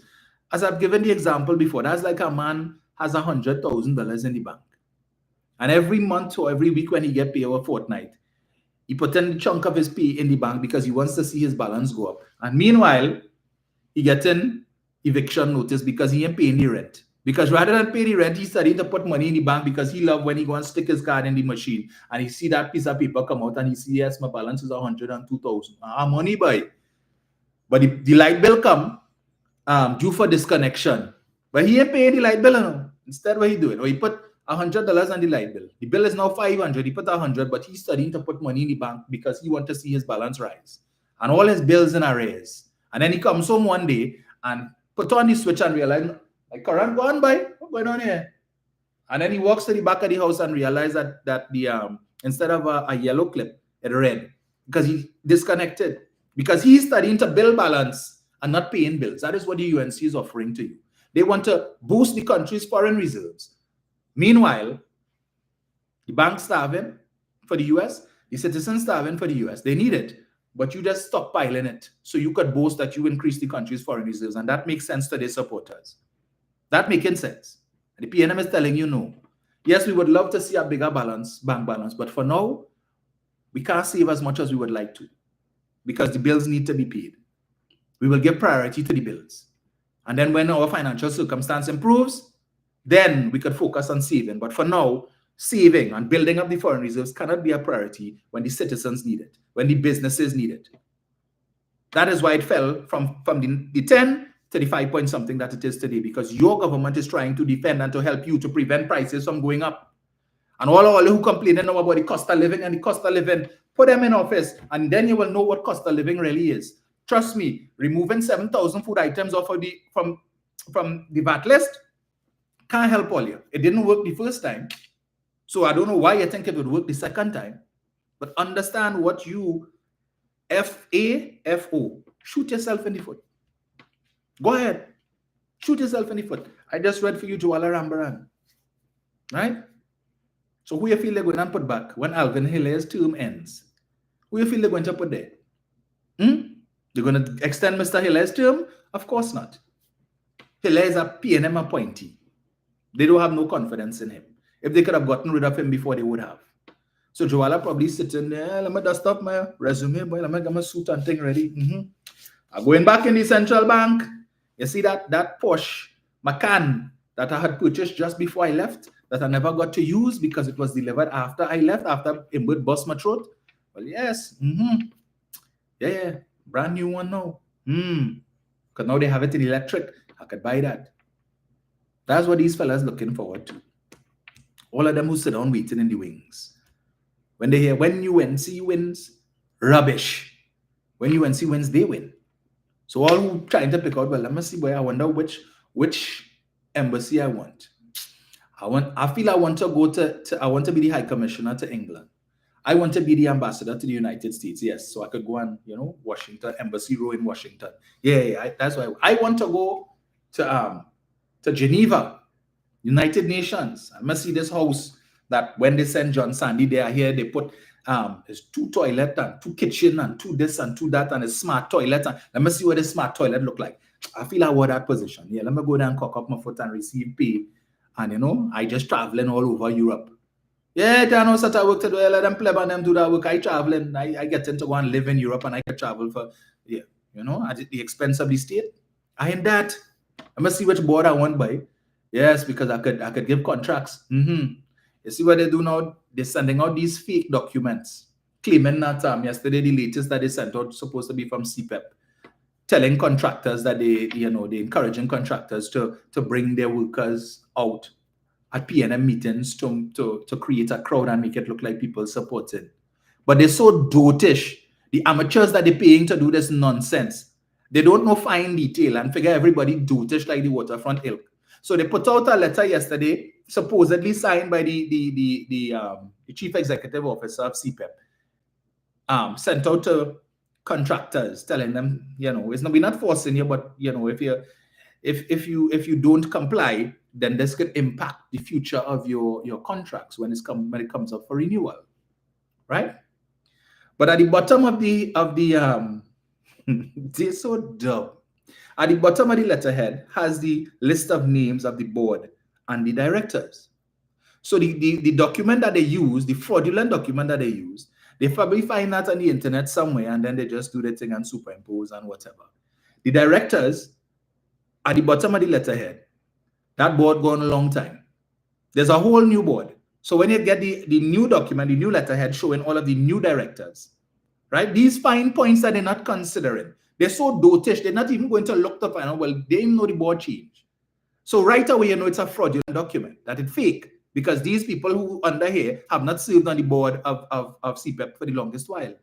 The same thing they did last week with a letter from Plebdeco, supposedly signed by Mrs. Annette Watty, who was my first manager when I was in the bank, right? So same thing, put out a letter calling on people to support the government and all kind of thing and so on. And I think the police is investigating that. So it seems every week now they're going to put out a letter out of desperation to give the impression, because they're seeing the crowds, as I told you all, they're seeing the crowds at the PNM meeting and they're starting to get worried. So when you go online now, if you see the supporters, it really has so much dotish people in this country, but watch them. They are such a hungry mouth. They go in PNM meeting and jumping up talking about great is the PNM, but when they leave there, they have nothing to eat. And they come in by UNC people to beg for food and beg for hamper and all of that. That's what they're saying. The supporters saying. All the time they're boasting. So they are allowed to have big crowds in their meetings. Nothing wrong with that. Yes, look at support for the UNC. UNC and proud. UNC strong. But the PNM have a meeting with a lot of people and they have an issue with that. And some of the nastiest and most racist of things that you could possibly hear, they say it. Watch at them. I said that black hungry mouth. You just see them. Yeah, they only eating grass. They have a meme they're putting out, how to fool a PNM supporter. And they have a stick holding up a piece of galvanized, and under the galvanized it has a picture of a tin of Vienna sausage, some pigtail, I think a pack of ketchup or something, and something else to tell you, yes. So you want to fool a PNM supporter? Yeah, just put put those things there under a piece of galvanized, yeah, and you could catch a PNM supporter. You see the depths to which they go into? And these the same PNM supporters that you all need to win, but have the nastiest of things to say about PNM supporters. So to just take note of that, right? Look at the welcome that Larry Lala would have received when he came to the PNM. When Kennedy Swaratzing the other day went on a UNC platform, PNM people don't care about that. And I didn't see nobody calling him Noni Makaram and he's a Judas and he's a traitor and so on. In fact, his former colleagues said they wish him all the best. But had it been the other way around, the worst of things. They call him Larry Lala Tabibi and all kind of thing. And he's a traitor and all of that.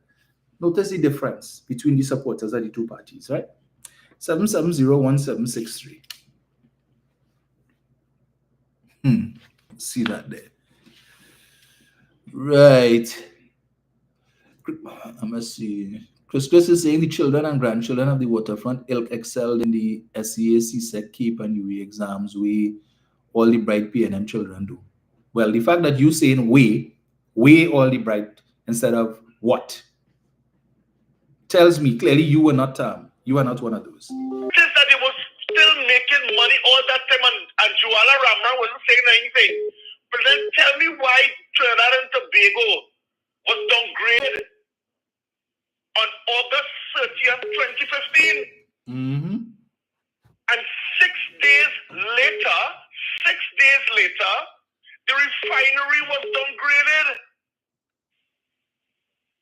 And they kept borrowing money to ensure that the refinery had enough oil to keep it going. They could have couldn't shut it down so early just before an election because people would have been questioning how come the refinery shut down?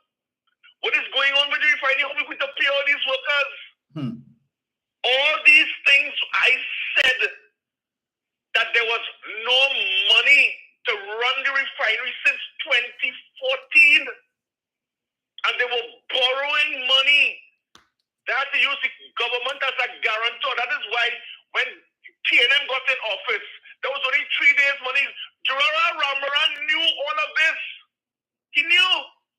And Kamla Prasad Bisesa and the Minister of Energy at the time was saying, let everything good, don't worry, everything good. But there was no set of money coming into the coffers, foreign exchange coming into the coffers of that then government. Because Kamla Prasad Bisesa didn't know how to negotiate with the upstream and downstream industries. Mm-hmm. That is why the downstream industries was going to sue the government for over $6 billion because they could not get gas. Because Kamla Prasad Bisesa and the Minister of Energy, I'll always keep forgetting name, promised the one plant down in Labre all of the gas. The Japanese Mitsubishi plant.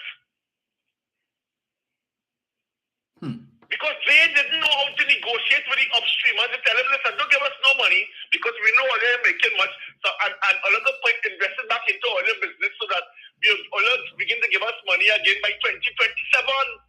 So there was no income.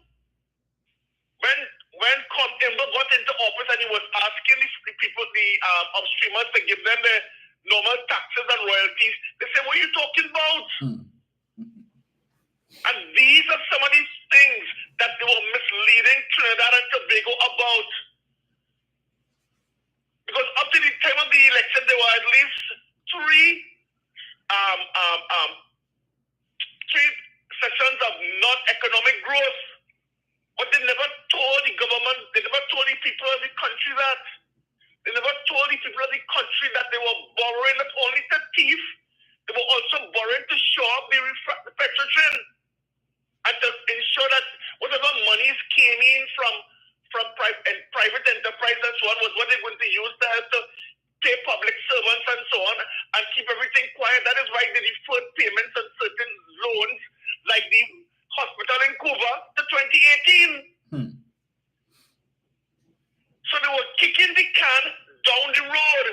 And what was coming up was an $850 million bond loan that was coming due and had to be paid in full in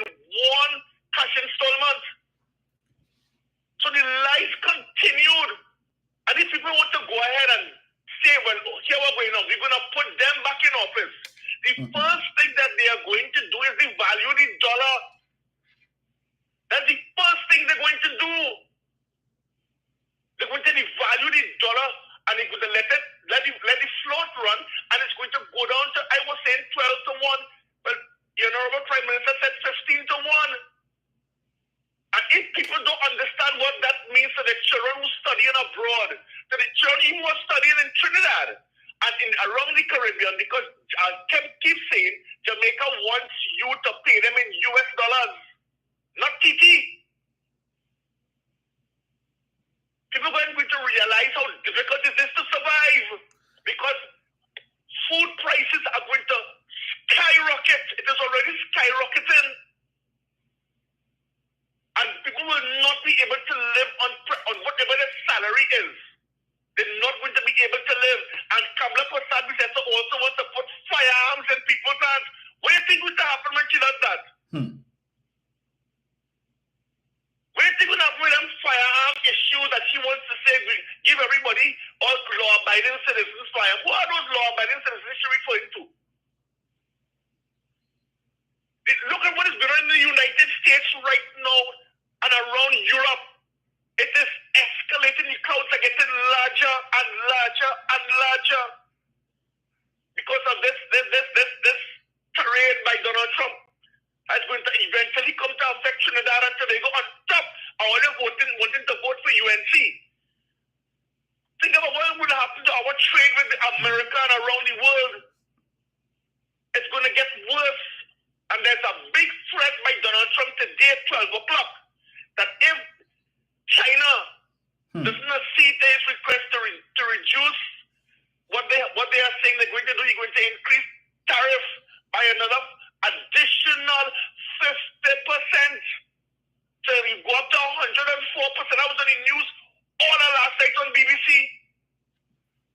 When you go and look at it, your vote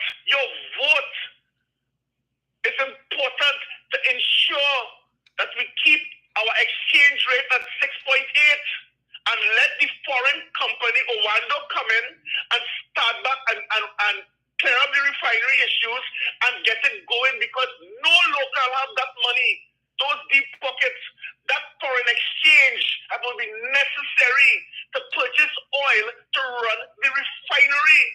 It ain't gonna happen.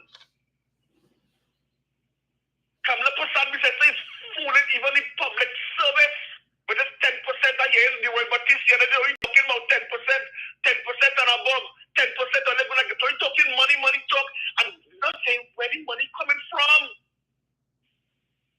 Where is it going to come from? Where's she going to raise that type of money? If the Joala was saying we're going to use our foreign exchange reserve since 2014, since 2014, they're using it. But what is it do now? What they're going to do now? And these people have to understand what you have been saying all along is extremely important because they were saying that the refinery shut down and we get foreign exchange from the refinery. Really? But the refinery was running since 2014 into 2015 and they were still taking money, drawing down money from the reserves. So what does that tell you? Kamala Prasad Sessa is an approved, certified liar. And if you don't take stock of it, it's a heavy price to pay personally and otherwise. So we have to be careful with what Dominic has told us this morning and continues to tell us. We have to be very mindful of these things. How are they going to raise the revenue to run the refinery and to do all the things that they propose to do? When Anthony Wilson said last week, Thursday, in his column, the 7 points that he took up is going to cause us to raise 18 billion. The Honorable Prime Minister said he calculated it at 20 billion. Where's he getting that money from? Fooling public servants and fooling the people. With what? Where you say a small bag of rice, a little thing of oil and lentil peas? 2 pack of peas, a pack of evaporated milk. That is where we reach. They're continuing that same old, Wayne Sturge. Can't only that to hold? Only holding that? All right, go ahead. We will see. Because I'm telling all you, after April is May. We will see. Dominic, have a good day. Thank you, sir.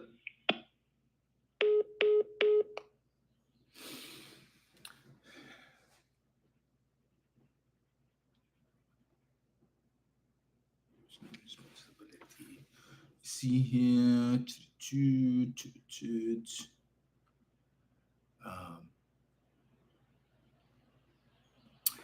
Yeah, so Councillor Janice Scott, who's the PNM councillor for, let's see here.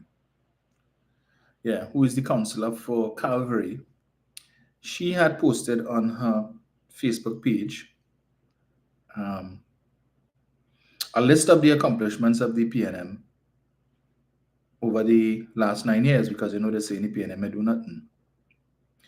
Well, a certain individual, young man, who is he is a vet, decided to respond to her, and his response was, let me see if I get it here. When you end up like Lisa Morris Julian, you go talk to Satan in a fiery hell. Mr. Avinash Lodi. This is the depths to which they're going, right? So all the young lady did was to post the list that is circulating, a number of things that the PNM has done. Many of you might have seen it, but Mr. Lodi didn't like that. You see, because this narrative they've been pushing all in 10 years, PNM nothing to show. The PNM did do nothing. 600 billion spent on nothing. So my friend Ms. Scott would have posted to show them something was done, and Mr. Lodi's response was, when you end up like Lisa Morris Julian, you go talk to Satan in a fiery hell. So I guess the suggestion is that what, Lisa is in hell? And then further to that now, so she highlighted a number of other posts that this individual would have put out, and let me tell you, the level of racism. The level of racism. As I keep telling you, right? You all know I don't go down the race road. And this is not me fear-mongering, right? Because we've seen evidence of it before. And now that some of the supporters of the United National Congress feel emboldened in saying some of these things that they are saying, understand that we saw it in 2015 after the election when they lost, the level of nastiness. We saw it 2020 when they lost, again, the level of nastiness on social media. They don't care to hide their profiles, then change their profile picture. They don't care who see them being racist. Some of them would have lost their jobs. Ramsaran, we recall that. The company persons started to boycott the company, but of course, Trinidad and Tobago is a 9-day wonder. So after the daughter of the owners would have said what she said, referring to PNM supporters and persons of African descent as cockroaches and all them kind of stupid talk, they had the boycott, and then of course people ran back and started purchasing the product again. So yeah, so all is forgiven, but understand, okay, either way it goes, you're going to have these racist comments, right? Whether it is that if they lose, that they're going to blast persons of African descent because they keep saying we vote based on race, and of course that reference was in to Dr. Rowley, the former prime minister who is of African descent. Now the current prime minister is not of African descent, so they can't sing that race song again to say that we vote based on race. So we voted based on. In 2010, when they won Arima, Malaba Mausika, formerly Dabadio Mera, La Hoketa Talparo, Lopino Bonnet West, right? All of these PNM seats that they won, Sangre Grande, what did the people vote on? What did the people vote on? What did the PNM people vote on? Wasn't race, because can't be race, because hey, Kamala Prasad Bisasa, when they voted for the People's Partnership, those who voted for the People's Partnership voted for the East Indian woman. But all of a sudden, after the election, all these people decided to turn racist. So they said, nah, I can't vote for the East Indian woman anymore, so I'm going back and vote for the African man.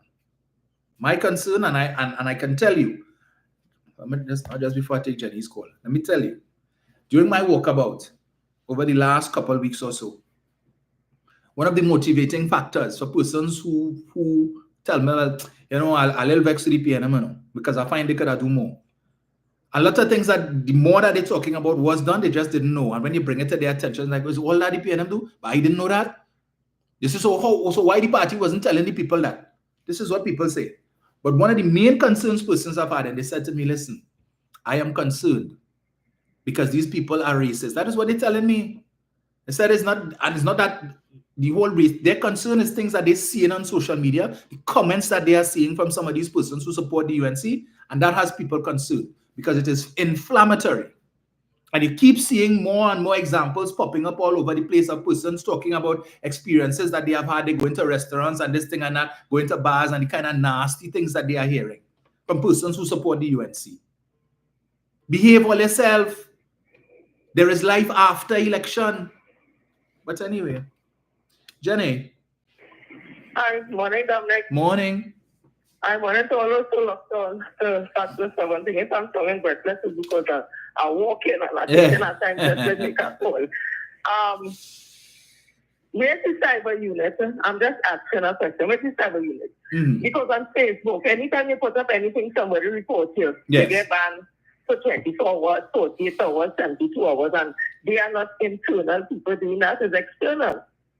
Where is the cyber unit in this country? Because you can't tell me that a document appears with the logo of a company, a government institution, or what, and the signature stated red flag, and here it falls, and that's the end of that. So if a public officer were to take government document and produce information on it, and it is false, they don't tell them what, that's fraud, So I don't understand why these things, that is why they keep doing it, because there seems to be no consequences to that type of behavior.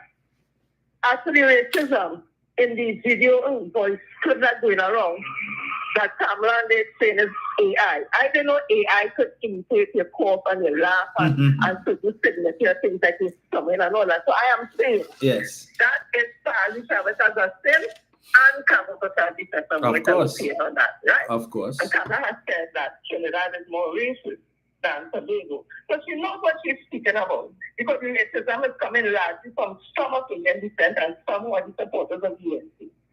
I have seen the things that say no about what's his name? Lara SC. I can't remember his name. Yes, Larry. Yes. Right. The kind of racist thing they're saying about it. Imagine they call him Larry Lala car baby. And he said, so what will they call me? Yeah. Black just like he. What will they call me? Right now, I see they have a thing going on with a big turtle on the head, like Larry Lala, and on the ground, when turtle on the ground and eating lettuce, and they say, look, Lala, and all that. Imagine they saying that, and it's people with Indians doing it. I see it. I have to assume it's Indian people. They're saying that about one of their own, just because he make a decision to come and join the People's National Movement. So what will they be saying about us? We have to be real about it. And this guy in John Ishmael told us he have been in places with them and how they speak about people in Africa. They said, we didn't say so, them say so. Correct. Look how they treated Senator Runuka. She wasn't affected myself and Rick. I read about 500 comments I saw the time. I try my best to read as much as I can. So I was waiting to hear if they said anything about me and Rick. All of them only question Senator Runuka. They're the most nastiest and racist things. They're making memes and shit like a monkey, all kind of things they're doing. So if they could treat one of their own children like that from their community, how do you think they will think of us? People will be real. I know Dominic, you don't like to go down the race. When I hear that and I understand that, I know a lot of people don't like to. But you see me, Dominic, I want the conversation on race relations to start as soon as yesterday. Because it is important. People do not know. Some of them don't know how to be appropriate to the things they say, and they're allowed to get away with it. And when you answer them to suit it, everybody will be in your case to say, you see this eternal playing victim thing of some people in their descent, they need to stop it. They are not victims. They never came here as victims because they came here and they got contracts, they got land, they got money, and they get the largest of things here. We, on the other hand, our African and slave ancestors didn't come and get nothing here. We didn't want to come here. We were forced to come here. We should be playing the victims. And we don't. We just get up and shake myself up and do what we need to do. But as you speak about some of the things you said, they started going the streets like you attacking them and you saying something. But they are allowed to say what they want about you. And all kinds of things. Some of them, I can't say all Indian people because at the end of the day, it's not everybody. But those who are doing it, they are allowed to do it. And I think it's time to stop and people need to really watch what is happening and where is the cyber unit. People, it is not all lost, it is not hopeless. You see people leaving, reputable people leaving the UNC in droves. You know why they're leaving? Because of the same racism, because they're not seeing anything going good. And just to prove my point. So the deadly has been cleared. Okay, I know what will come with the joy and whatever, that's okay. I ain't getting in that. But your person to talk about, like I think I hear him say, keep coming after Larry Lala. Were you coming after Larry Lala for? He said what he said on a platform, and at the time, you were still charged and on bail $1 million for fraud. It's not as if it has been cleared and say anything. So you're coming after. Why are you coming after him? Is it because he's of Indian descent and come across to the Canaan? So you know what? You go deal with him. Why you need to say those things, David Lee? You get off. I understand that you feel about whatever it is. But why you need to now say, you coming after? Why Lala? What did she do? He came when he's feeling comfortable and he's getting the love there. What is wrong with that? This is Trinidad and Tobago. TNM is a national party, the only national party. Anybody is welcome. Whether it was a cross one, it doesn't matter. But the TNM has an order and a structure, and they all understand that. What is wrong with that person of Indian descent from the UNC coming across in the TNM? You know, when the TNM people go across in the UNC, nobody will be saying nothing. Nobody will be saying nothing. Kamala Prasad, in my opinion, and this UNC in particular, have caused and created this situation with race in this country. It's not that he didn't have it, you know. It was always there, but it was not as overt or covert one of the one. It was not open as we seen it now. People will say the little thing and whatever it is, but it has been given life by Kamala Prasad, Bissetta, Jennifer Frederick. My opinion, I am blaming her and this UNC for where we reach in the state of behavior of some of Indian descent. They have been allowed to say it and do it, and people say, don't say nothing now. Don't say nothing, leave them alone. And you leave it alone, the institution that's supposed to treat those things, nothing happening. The party who's supposed to pull up their supporters, they ain't saying nothing. And we continue, whether it's Indian or African, in the TNM, continue to be abused verbally and on Facebook by some of Indian descent who clearly supporting the UNC. I'm going to tell people again, all is not lost.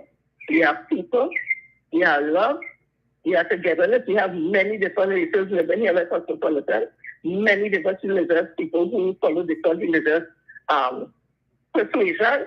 We live in relative peace, so that alone tell you that we can do it. On April the 28th, let's continue to do it. A new chapter of this TNM, a new prime minister, a new vision, a new energy, a new vibe.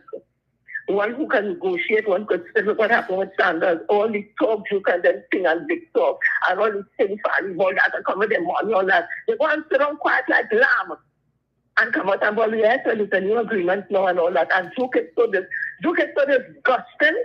You don't understand that behavior.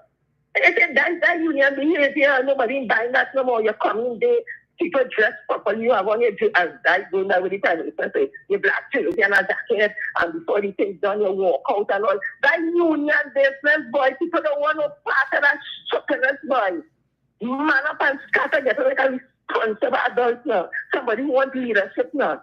And finally you come out talking with your voice in soprano. How you in for bass in it to talk now? You don't have bass for Dr. Keith Christopher Rowley. Now you're talking a little tiny voice, and all they're doing, and I understand. Diane Haddad would have apologized for Sandals of how Tobago treated him. Guys, just to tell you, she knew. Because she was a party, she may not have said anything, but they would have encouraged, in my opinion, Tobago people to refuse Sandals, just like Sally and all of them. But no, they realizing how the cookie turn and how it crumbling now, everybody bubble down. And only recognize Prime Minister Young as the Prime Minister. Well, only shouldn't not go around the table, Sally and all. They only shouldn't go around the table and sit down. Duke, they shouldn't go around the table. They should have said, I don't recognize you. How you going to sit down around the table? All your Tobago, you know what time it is, April 28th, we have an opportunity to vote a new chapter of the People's National Movement. We have an opportunity with a new Prime Minister and negotiator who's needed for this time. Come out in your numbers. It don't matter if you're in a seat of the state, seat of the UNC. Your vote will be counted. Come out and vote for the PN and you get the popular vote. Everybody bring all the trainers. This is it. This is a turning point in our life, our history of this country. We are the fork. There's a fork in the road now. If you choose the yellow, as they say, yellow is the code, that's leading to nothing. But that's being BTS. It's leading to the disharmony. It's leading to corruption, more corruption. It's leading to nepotism.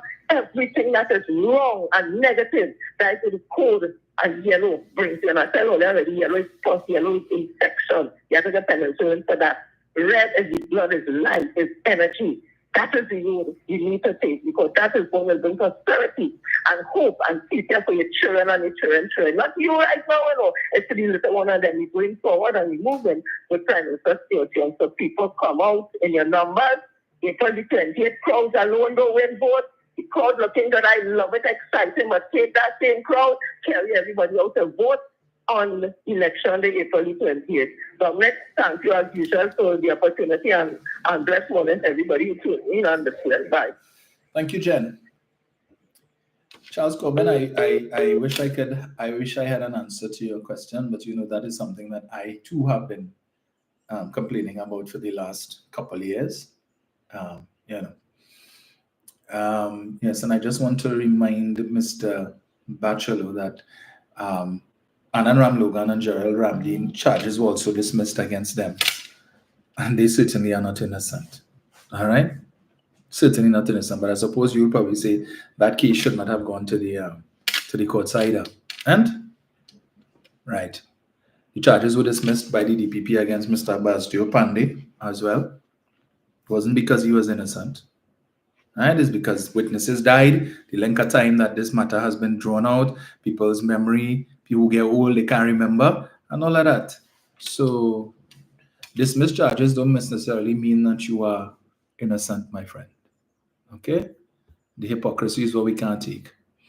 And to that point that Jenny raised there about the issue of that meeting yesterday with the stakeholders and the chairman of Sandals Group, I could tell you that Kamala Prasad-Bissessar certainly would not have been able. In fact, I don't think she's even interested in sandals. And take note of something that Fali said, right? Just noteworthy and instructive. It is Dr. Rowley and Stuart Young, but Dr. Rowley would have initiated this meeting. He's no longer Prime Minister, and it would have been left up to Stuart Young to follow up to get a date from Mr. Adam Stewart as to when he would come to Tobago. So the both of them would have played a role in that. Fali, when he was interviewed after, said, well, in a couple of weeks' time, we have a general election, so therefore the certain things with certain dynamics will change and so on. So I suppose he's anticipating a change in our regime change. Understand something. Kamala Prasad-Bissessar has never spoken about inviting Sandals to come back here. It's not part of their manifesto. All they're talking about for Tobago is that they want to build indigenous hotel, whatever that means, right? Understand this, eh? They are saying in their manifesto that their solution to Tobago's woes as it pertains to room stock is to build a new hotel for the government to take money and build a hotel. I guess a repeat of, but we already have Magdalena in Tobago, which is a state-owned hotel. Magdalena in a mess, right? Magdalena is not drawing the type of crowds that it should. In fact, when I was there in November last year, I went there, as I told you all, as a member of another board that I sit on, because we will be hosting a regional conference in 2026 that is going to see about 500 persons from around the Caribbean coming to this conference. It's a conference that we host every year, and it's held in a different Caribbean country, and the Trinidad and Tobago chapter of that organization has the responsibility of hosting this conference in 2026 for a period of about 8 days. And we went to Tobago to look at the Magdalena to see if it would be able to satisfy, because in terms of numbers, the Magdalena is the only hotel in Tobago that can facilitate the kind of numbers that we're looking at. Unfortunately, we were told they could probably push maybe 300, a little more, but with a stretch. So therefore, they cannot accommodate our numbers. And even so, even if they could, in terms of, there's certain logistics which it can't satisfy. So we can't have the event in Tobago. So the alternative is to have it in Trinidad at the Hyatt. Again, we're looking at the numbers because the Hilton Hotel is currently under renovation. So they said they would not be available. So we're looking at the Hyatt. But of course, when we look at the Hyatt price, it is significant. So that is the challenge that we are faced with. So Tobago more than likely, has lost out on that opportunity. Conference tourism is a big money earner. You have organizations from around the world who do the same thing, have their conferences annually in different places. So last year, I think it was last year, or was it earlier on this year? I think it was late last year that we had the organization that is responsible for um, air traffic controllers, that international organization. In 2023, they were in Jamaica because when we held our conference in Jamaica, they were there at the same time when we got there. They had it at the Hyatt last year. So you had air traffic controllers from around the world coming to Trinidad and Tobago for a few days for this conference in Trinidad. Tobago does not have the facilities to be able to accommodate that, unfortunately. They don't. So they lost out on that. And this is the point that we continue to make. But that meeting that took place yesterday, notwithstanding all of the animosity and vitriol that we've gotten from the TPP and its leader, Fali, with respect towards our former Prime Minister, Dr. Rowley, talking about calling him a house slave and he's a slave catcher and he needs to come and remove his navel string from Mason Hall and all of that kind of stupid talk and mind your damn business, preventing the Prime Minister and the Minister of Works and Transport from visiting the quarry. All of these things. Remember that. Fali did that. Right? Stuart Chung was able to bring all of these people together. Fali and Watson and Dan Haddad and all of them who have been disrespectful to the government and said the worst of things. Because when they're telling you that this PNM doesn't have Tobago's best interest at heart and only talking about autonomy and Tobago autonomy and how they want it, Fali and his administration over the last 3 years and some have spent millions of dollars traveling all over the world. So they're promoting Tobago, they're selling Tobago, brand Tobago. They want Tobago to be the greatest little island in the world. How many hotel chains have Fali and his team been able to bring to Tobago to even have discussions? How many discussions has Fali and his team had with international hotel brands on any of these trips that they have taken in the last 3 years and a few months? To say, well, okay, we're looking to have an all-inclusive hotel in Tobago. We have the Marriott that is proposed at Rocky Bay. Mr. Aboud, who owns the Bricks and has successfully been running the Bricks, was able to turn around a hotel, the Carlton Savannah, that was in receivership, turn it around to a successful hotel where every time you pass there now on weekend, Trinis flocking to that hotel, domestic tourism.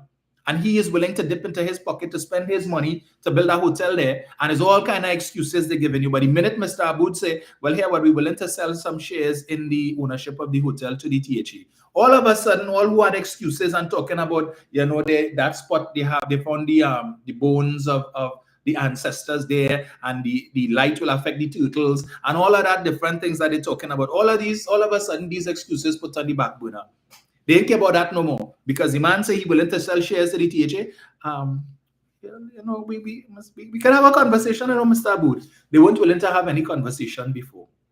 So understand when they're giving you all these dotish excuses, it's not about that, Anything that the PNM brings to Tobago, they don't like because it shows them up. But ask people like JB Harper and them who every day pushing us at a nonsense on Facebook, My Sita Talk and Tobago Rose, ask them, how many hotel chains has Fali had discussions with to come to Tobago?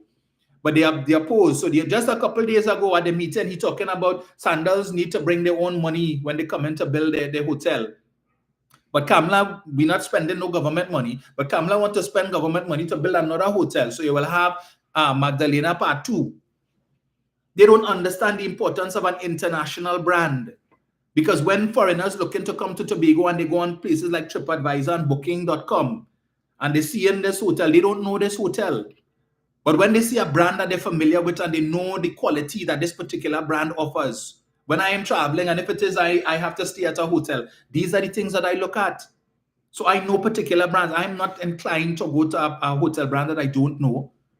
I go to the reviews and I read and I look to see how many stars and they get in from people who have stayed there. So people gravitate towards brands that they know, that they would have stayed at before, and they know the quality of service that you get. But when you bring some no-name brand, you build a hotel and give it some kind of name, people don't know. And they don't understand the importance of that. And they're talking about sandals and all sandals. No, I see this next one, Afro Raymond, and that is nonsense already, right? I'm talking about no tax concessions for Sandals and all of these things. But they don't think about when Sandals spending their own money to go and negotiate with these different airlines to bring airlift, for them to bring passengers to the destination to come and stay in their hotel. That is money that you don't pay for that. The government doesn't pay for that. Things that the government not doing when Sandals advertising on cable all over the place, all over the world. All that costing money. But we don't talk about that part. We don't want to give Sandals no concessions, no tax concessions. But they must come and bring the money and build their hotel. And they must go out there and spend their own money to promote Tobago and promote the brand. And they must go and negotiate with the airlines to bring for them to bring flights here and bring passengers here. But we must give them no concession. So what is the benefit to Sandals? What is the benefit? Other than, so we ain't giving them no land, so they must just come here because they as Prime Minister Young would have mentioned, Sandals has about 5 other projects. So quite likely, there's only so many Caribbean islands we have. So it's more than likely that of these 5 projects that they have is to build new Sandals resorts and hotels in Caribbean countries where they already have. So where they already have 2, they might put another 1 and a 3. Remember, Tobago was supposed to have the largest. The flagship Sandals and Beaches resort was supposed to be in Tobago. We lost out on that. All of a sudden, yesterday, Fali changing his tune when the reporter asked him, so what about your statement that Sandals must bring their own money and come on to build their plant? And now he's saying, well, you know, yeah, I remember when I made that statement, it would have been based on the past and based on the previous proposal, but now it's a new thing and a new this and a new that. Let us just remember, Stuart Young and Keith Rowley did that.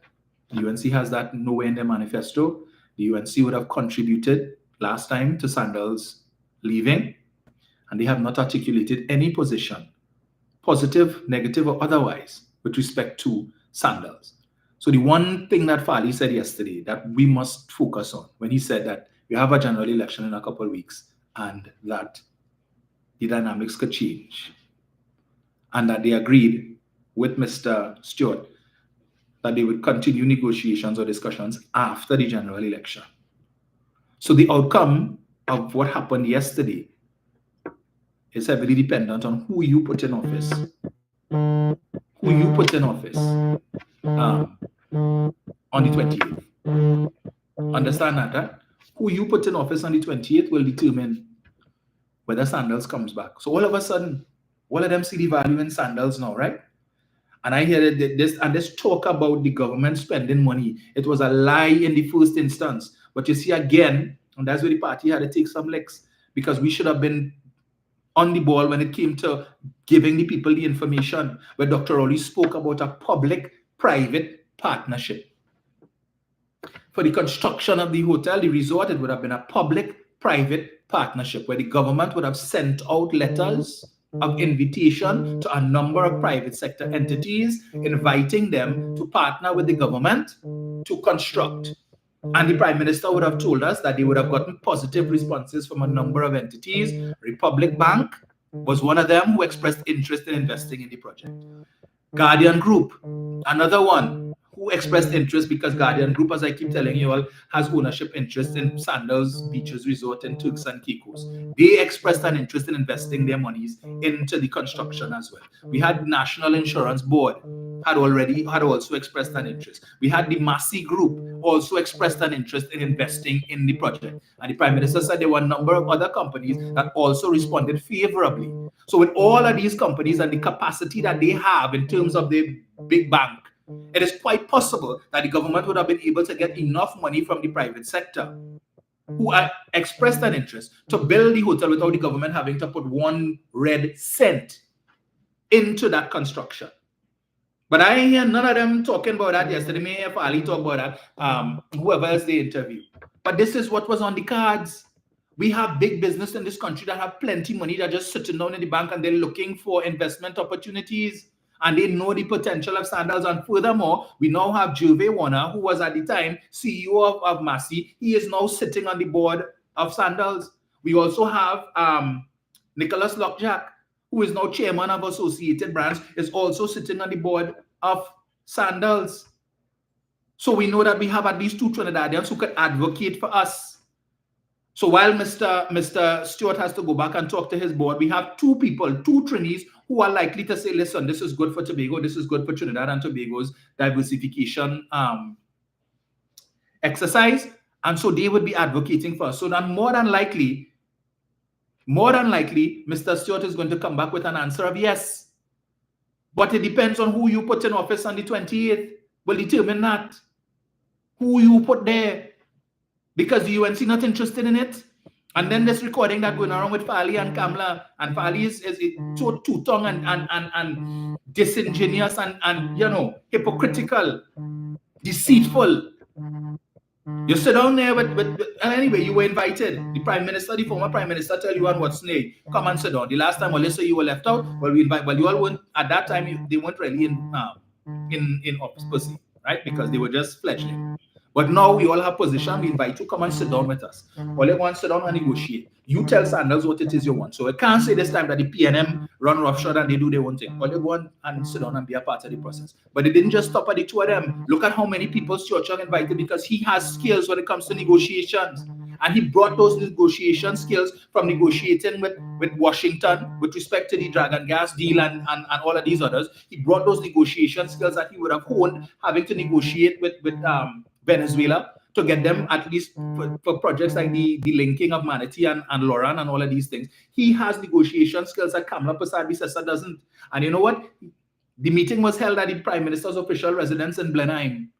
He didn't come out in a short pants and a Hawaiian shirt and slippers. He didn't come out in that.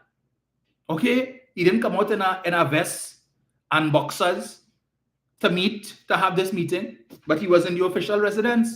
But you have this woman, as we are told, was in a hotel outside of the country, and you meeting energy executives in a duster coat and slippers and head cap.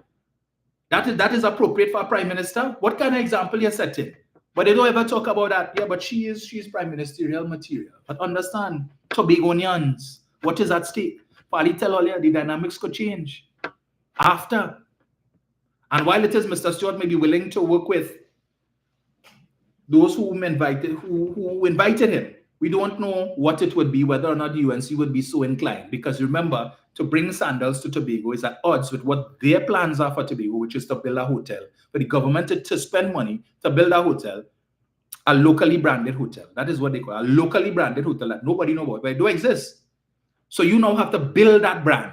Rather than bring a brand that is known, a brand that has loyalty, global loyalty, and from day one could start bringing in people. You want to come and spend money to build a hotel and then locally brand it and expect tourists will just flock to something they don't know? Really? As opposed to what this administration is offering? But the choice is all your own. Go ahead. Brian. Dominic. Yes, sir. Listen, people have to sit down and listen to when these people speak and understand. I mean, look at what Duke. Look at what how he went dressed to that important meeting. Mm. And on top of that, you walk out before. You and another individual. You walk out of the meeting as if there was some issue that you had. According to the Honorable Prime Minister, you said that you were on board. But this morning, when he was being asked by Marlon Hopkins on TV6 if he is in fact on board, he did not say yes. And he says, eventually, when Marlon insisted, he says, I am expecting three things. First, and one of the things that he is saying, he wants Sandals to have a sovereign investment in the people of Tobago. A financial sovereign investment. Now, I trying to figure out, well, what does he mean? Is he saying that he wants Sandals to infuse money into the PHA outside of the Sandals resort? I don't know if that's what he means. I don't know. And if so, how much money are you talking about? And apparently he wants it on a rotating, on a yearly basis or annual basis. So I don't know. But you see, they're putting up walls. They're putting up walls, Dominic. You understand? Because if the USC say they're going to build an indigenous hotel, that indigenous hotel, they're not going to spend, USC, they're going to spend any money in Tobago.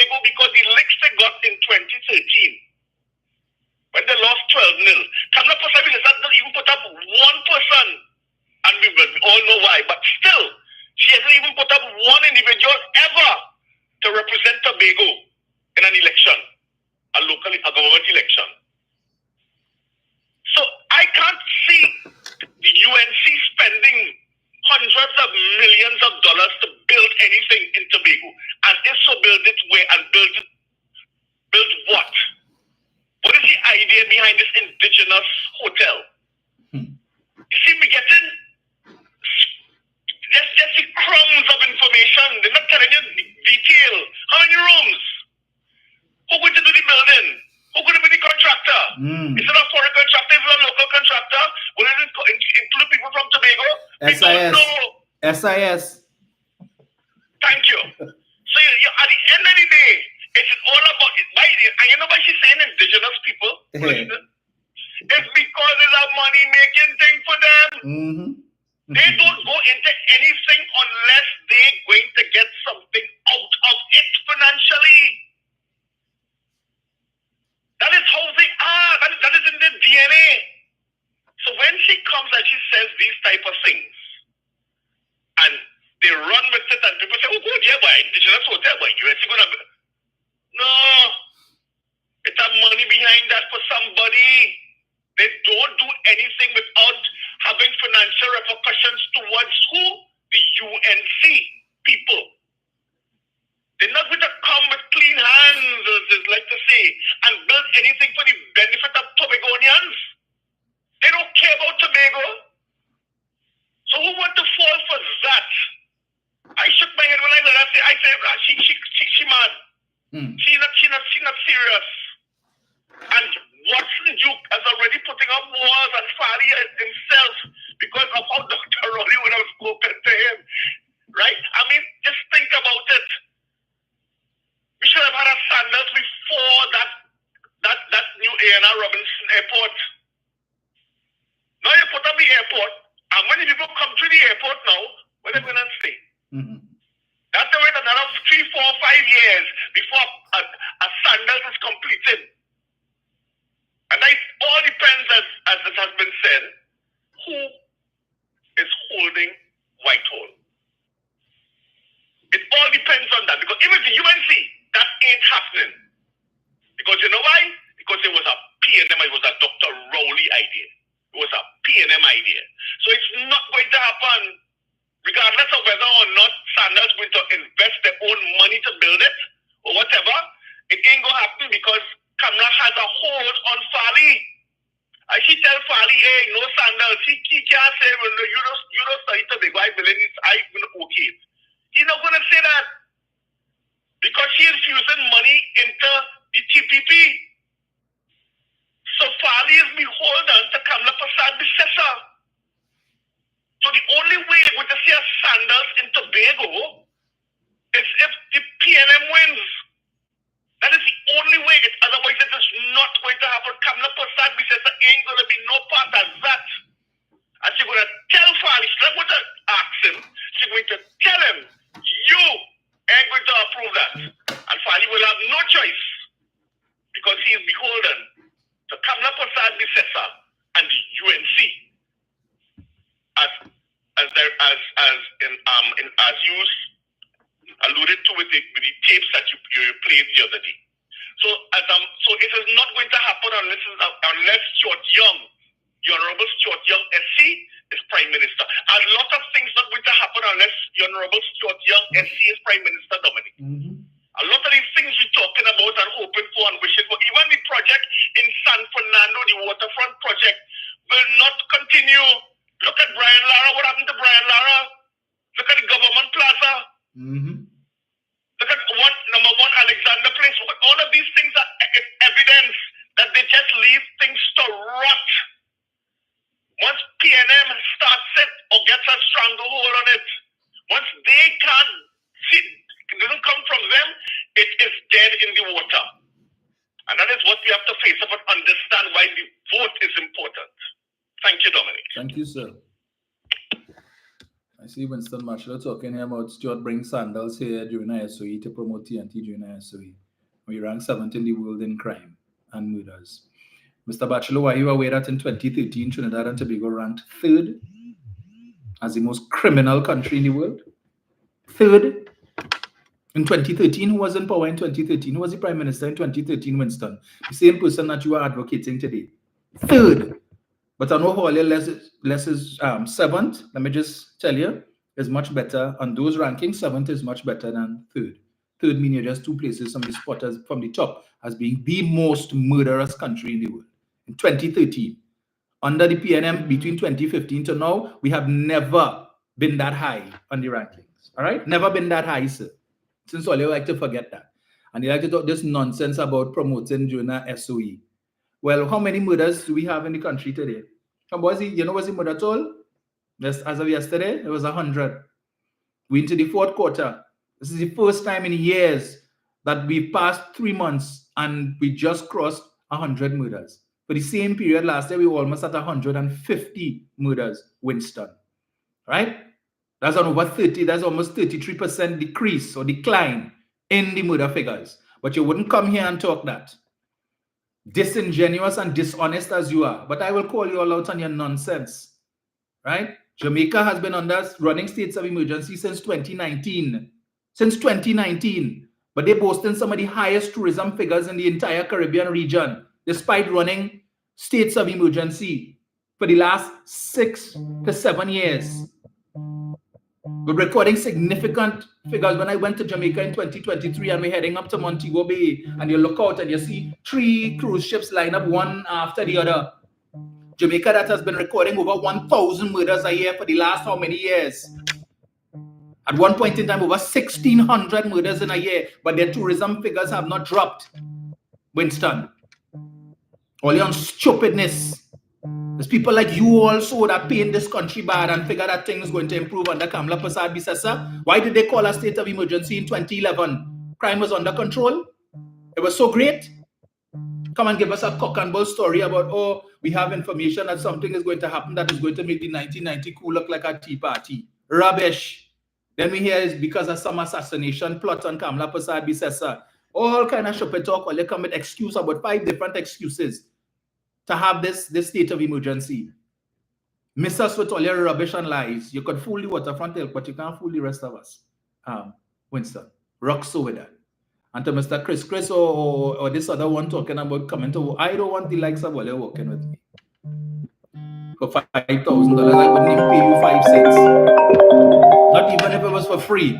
I don't want the likes of Wale working with me. Wale is people to watch. So go from here with it. And none of the people that work with me, some days it could be have 40 people, 50 people. Sometimes I'll be like, oh gosh, we don't need all these people working with us. So sometimes it's too much. It's too much. So I don't need to pay nobody to work with me, papi. Right? People coming on for free because they support Red, Ready, and Responsible. So just thought I would throw that in the mix. Right? Just to let all you know that. But folks, we will chat again on Thursday. I would have come on tomorrow, but tomorrow being Wednesday, my campaign manager, we have some stuff that we want to go and distribute to the SCA students at some of the schools in the constituency. So that would be done tomorrow, or else I would have done a live tomorrow. So Thursday, we will chat again. Quite a few other things too. Alicia, I feel I might have to start doing that. If they can't come here with anything of substance, you know what's the interesting thing? They keep coming here every time we have a live. Every time we have a live, they come in, and even though they put in their rubbish in the comments, they're still coming to listen because truth is addictive. Or they could have been listening to the Underground Report. You have so many East Indian radio stations where they bash in the PNM. You all could go and listen to that. You could listen to 91.9, which has now become a UNC station. You could listen to Philip Alexander and Fuad Abubakar and Irving Felix and all of these guys. You all could go and listen to them. But you keep coming here. You know why? Because you love what you hear. Truth is addictive, or you can't help all yourself. So when you come in here, it's because all the things that you hear challenges what you all have in your mind. It's like, wow, boy. So this one who seems to be obsessed with yam, Caribbean soul or whatever it is, or Dave June, he obsessed. I don't understand his obsession with the yam, especially yam from Ghana. Dave, if you have a fetish, oh gosh, handle it. Yeah, but Easy up for that now. Whatever is your obsession with Ghanaian yam, that between you and the yam. I don't want to know. I'm not interested to know. All right, folks, let me see here. Great as the people are trying to be. Right. Anyway. Just so the one thing Pasabi Sasa said yesterday that I would want my PNM colleagues for us to adopt, right? Just be part of the ground team on election day. You know, you have your family members and friends who talking nonsense, but they know and they're sure and they think they're sitting this one out. Just get them a cloud for me and tell them, we go in and vote, right? Hush them out. Go and vote, and then you could come back and gripe and complain and bellyache. But just come and vote. We need your vote, right? Especially in the marginal seats. Get them out. Pasabi Sasa wants to be irresponsible and tell her supporters to stay home when it is they lost their work because they decide to stay home and the boss man say, me accepted no excuse. Right? And they lost their work, they will go by her and she will get them a job. The PNM is not advocating that at all. You have 2 hours to go and vote. Take your 2 hours. Okay? We will not be irresponsible to shut down commerce in the country for one day simply because the leader of the opposition desperate and trying to see how much votes that she could get. Because they know when it comes to election day and the PNM's election day machinery is second to none. All we need to do now is to just focus on those few supporters who taking chin up and talking nonsense. But wait out for the youth and wait out for the youth. I encountered a lady a couple days ago. Right? So she was combative from the time. And I said, yeah, my whole family is PNM and we vote in PNM. And I have a son and my son have qualifications in this and qualifications in that, and he can't find a job and all of that. And he wants to start his own business. And where's the opportunities that the government have for young people who want to start their own business? And we tell her about the 20,000 grants and so on and the training. Yeah, but the red tape and you know how much red tape in that? Everything this lady wants to argue. And why is it in this country that is who you know, and you have to know people in order to get through with something and so on. And I am a PNM and I vote in PNM how much years and whatnot. But I have my mother here and if I tell my mother not to vote and I could influence people in this house and I could influence people in that house and tell them not to vote and so on and so on. And going on and and if it is that the government that we support and the party that we support thing and whatnot, then maybe sometimes it's time to give somebody else a chance. Give a chance to who? What is the other side offering? What are they offering to the youth? It's better at least that you have programs that are available for the youth that might have a little bit of red tape, but it is available for them. And the other side who is offering your youth, your son, $500 a month to buy milk and Pampers if he decides to go and impregnate somebody's daughter. That is what they're offering. You know what they're offering him? Land for the landless, a certificate of comfort so that he could go on state land and squat. That is what they're offering your child. CPEP. URP, they're not articulating anything that the Ministry of Youth Development and National Service has been promoting. All of these different programs, teaching young people skills that they could turn into a profession, skills that they could turn into a business. But the other side is only talking about we will create jobs and 55,000 jobs. So while they're promoting making your child an employee, the PNM is promoting employers, entrepreneurship. But you're talking a certain nonsense about it and have opportunity and thing. And then at the end of the day, how the conversation ends, the same thing you're complaining about, it had to be who you know and whatever. So somebody here who is in my part of my work team, right, would have said, well, okay, so she said her son is a trained massage therapist and so on. And the person said that he has certification. She says, yes, he has all his certificates. And the person says, well, here's what. I will arrange for him to meet with so and so and so and so, and we could. Now you're just complaining. Why not be thing? But you're happy to hear that. You're happy to hear that part, right? But it have opportunities out there. And instead of you all go and get the information and advocate for, that is why Stuart Young has said he will create a Ministry of Implementation and Efficiency to get around that bureaucracy and all of that red tape. But the thing about it is that, unfortunately, in some cases, the bureaucracy and red tape is necessary because you have people who will try to defraud the system. As with all things well-intentioned, abuse is inevitable. And you will always have people who want to abuse it. Go and talk to the young people in your constituency and in your neighborhood who, every time they tell them, I'm looking for work, I need a job. What kind of work you're looking for? Well, I just want a job in the corporation. If I had $1 for every time a young person tells me they want to work in the corporation, I could fully fund my campaign. Right? and then some. Could probably fund somebody else's too. I am amazed, and these are 25 and 26 and 27-year-olds telling me this. And it was my concern when I contested the local election in 2013, 12 years ago, right? 12 years ago. It's the same thing I was hearing. I just want to work in the corporation. I want to work in the borough.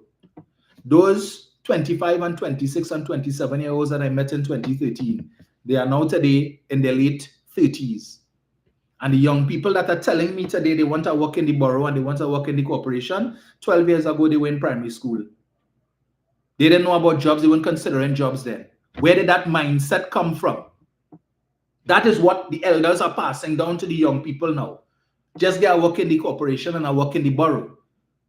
Because if 12 years later I am still hearing that from young people who were in primary school at that time and weren't considering employment, where did that mindset come from? Because you know what? It's the same elders who they are around telling them, boy, just go and get a work in the borough now. You're working 2 hours, 3 hours for the day and you'll get paid at the end of the month and you could spend the rest of the day relaxing and doing nothing. Rather than you tell them, the Ministry of Youth Development has this, the Ministry of Youth Development have that. All of these short courses that is being offered by the UE School of Continuing Studies, things that could give them skills to be able to open their own business and write their own paycheck at the end of the month. You ain't encouraging them to do that. No, you're encouraging them to go and look for a work in the borough and a work in the corporation. So that is all. And every time I hear young people tell me that, I get upset. So it means even if I could get you a better job, you're not interested in that because you don't want to work 8 to 4 or 9 to 5. You're not interested in that. Give me a work for 3-4 hours and I'm happy with that. So what am I supposed to do? Because if it is they don't have spaces in the borough and they don't have spaces in the corporation, because everybody, and is not just my constituency, I'm sure Penny here in the same thing in Arima. I am sure Marvin here in the same thing in Lupino Bonnet West. I'm sure Camille is here in the same thing in Trincity, Aruka Trincity. I'm sure this guy, Monroe here in the same thing in Sandy Grande, Foster here in the same thing in La Hoqueta Talparo. I'm certain of that. All over. Where that mindset come from? You all need to be disabusing these young people like that. They heard it from the same adults who working in the corporation, telling them that see if you get in the corporation, boy, come now get a corporation. Young men and young women telling me that. So I'm not in their community, their immediate community. They're not interacting with me on a daily basis. So it means that even when I try to do something where I would bring people into the constituency from the Ministry of Youth Development or wherever it is, to share information with them on these courses and to help them to sign up so that we could get around the red tape. They're not interested in that. They just want to work in the borough and I work in the corporation. You think the job of an MP is easy? So when we're cussing the MP and we don't see the MP and the MP are doing nothing. It's not the MP not doing nothing. The MP needs people to work with them. You could lead a horse to water, but you can't force it to drink. And like it up anyway.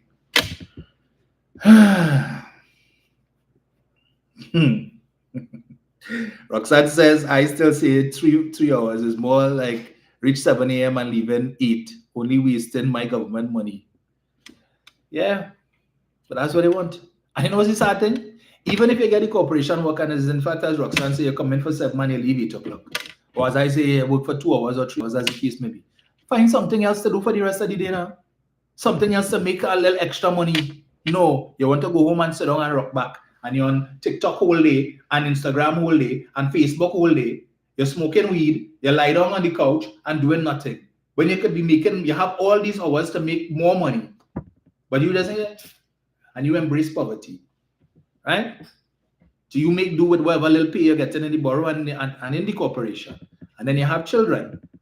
And your children have abilities, your children have potential, but they are unable to realize this potential because you can't afford to help them to harness that potential. So your son, I always give the example. So your son going to a school where they offer cricket. Right? They have a cricket team. And he has potential to be a great cricketer. But because you embrace poverty, you can't buy the gear for him. You can't buy the bat, you can't buy the pads, you can't buy anything for him. So he cannot be a part of the team because mommy and daddy choose to embrace poverty, right? Mediocrity. And therefore, he loses out on that opportunity. So what you're passing down. So he's just going to do the same thing. When he finish school, go and look for a work and try and make ends meet. And again, your daughter might have potential as well, but because you choose to embrace poverty, you can't afford to pay for the things that she would need to realize and harness her full potential. So when some vagabond on the side of the road whispering in her ears when she waiting for the maxi in the morning, hey, you're looking real good, real good girl, give me a number now. And she and he keep pressing because he knows what his intentions are, right? And she take chain up. Easy. And she reach home and she jump on the taxi and he waiting on the corner and want to walk her home. And whispering sweet nothings in her ears, and eventually he's able to get through because he grew me a child. And the next thing, she come with her belly. And the cycle continues. You know, many people I've met in my constituency who my listen, my children don't go outside, because I don't want them mixing with whoever and whoever. These are the challenges that exist, and not just in this constituency. How do we fix that?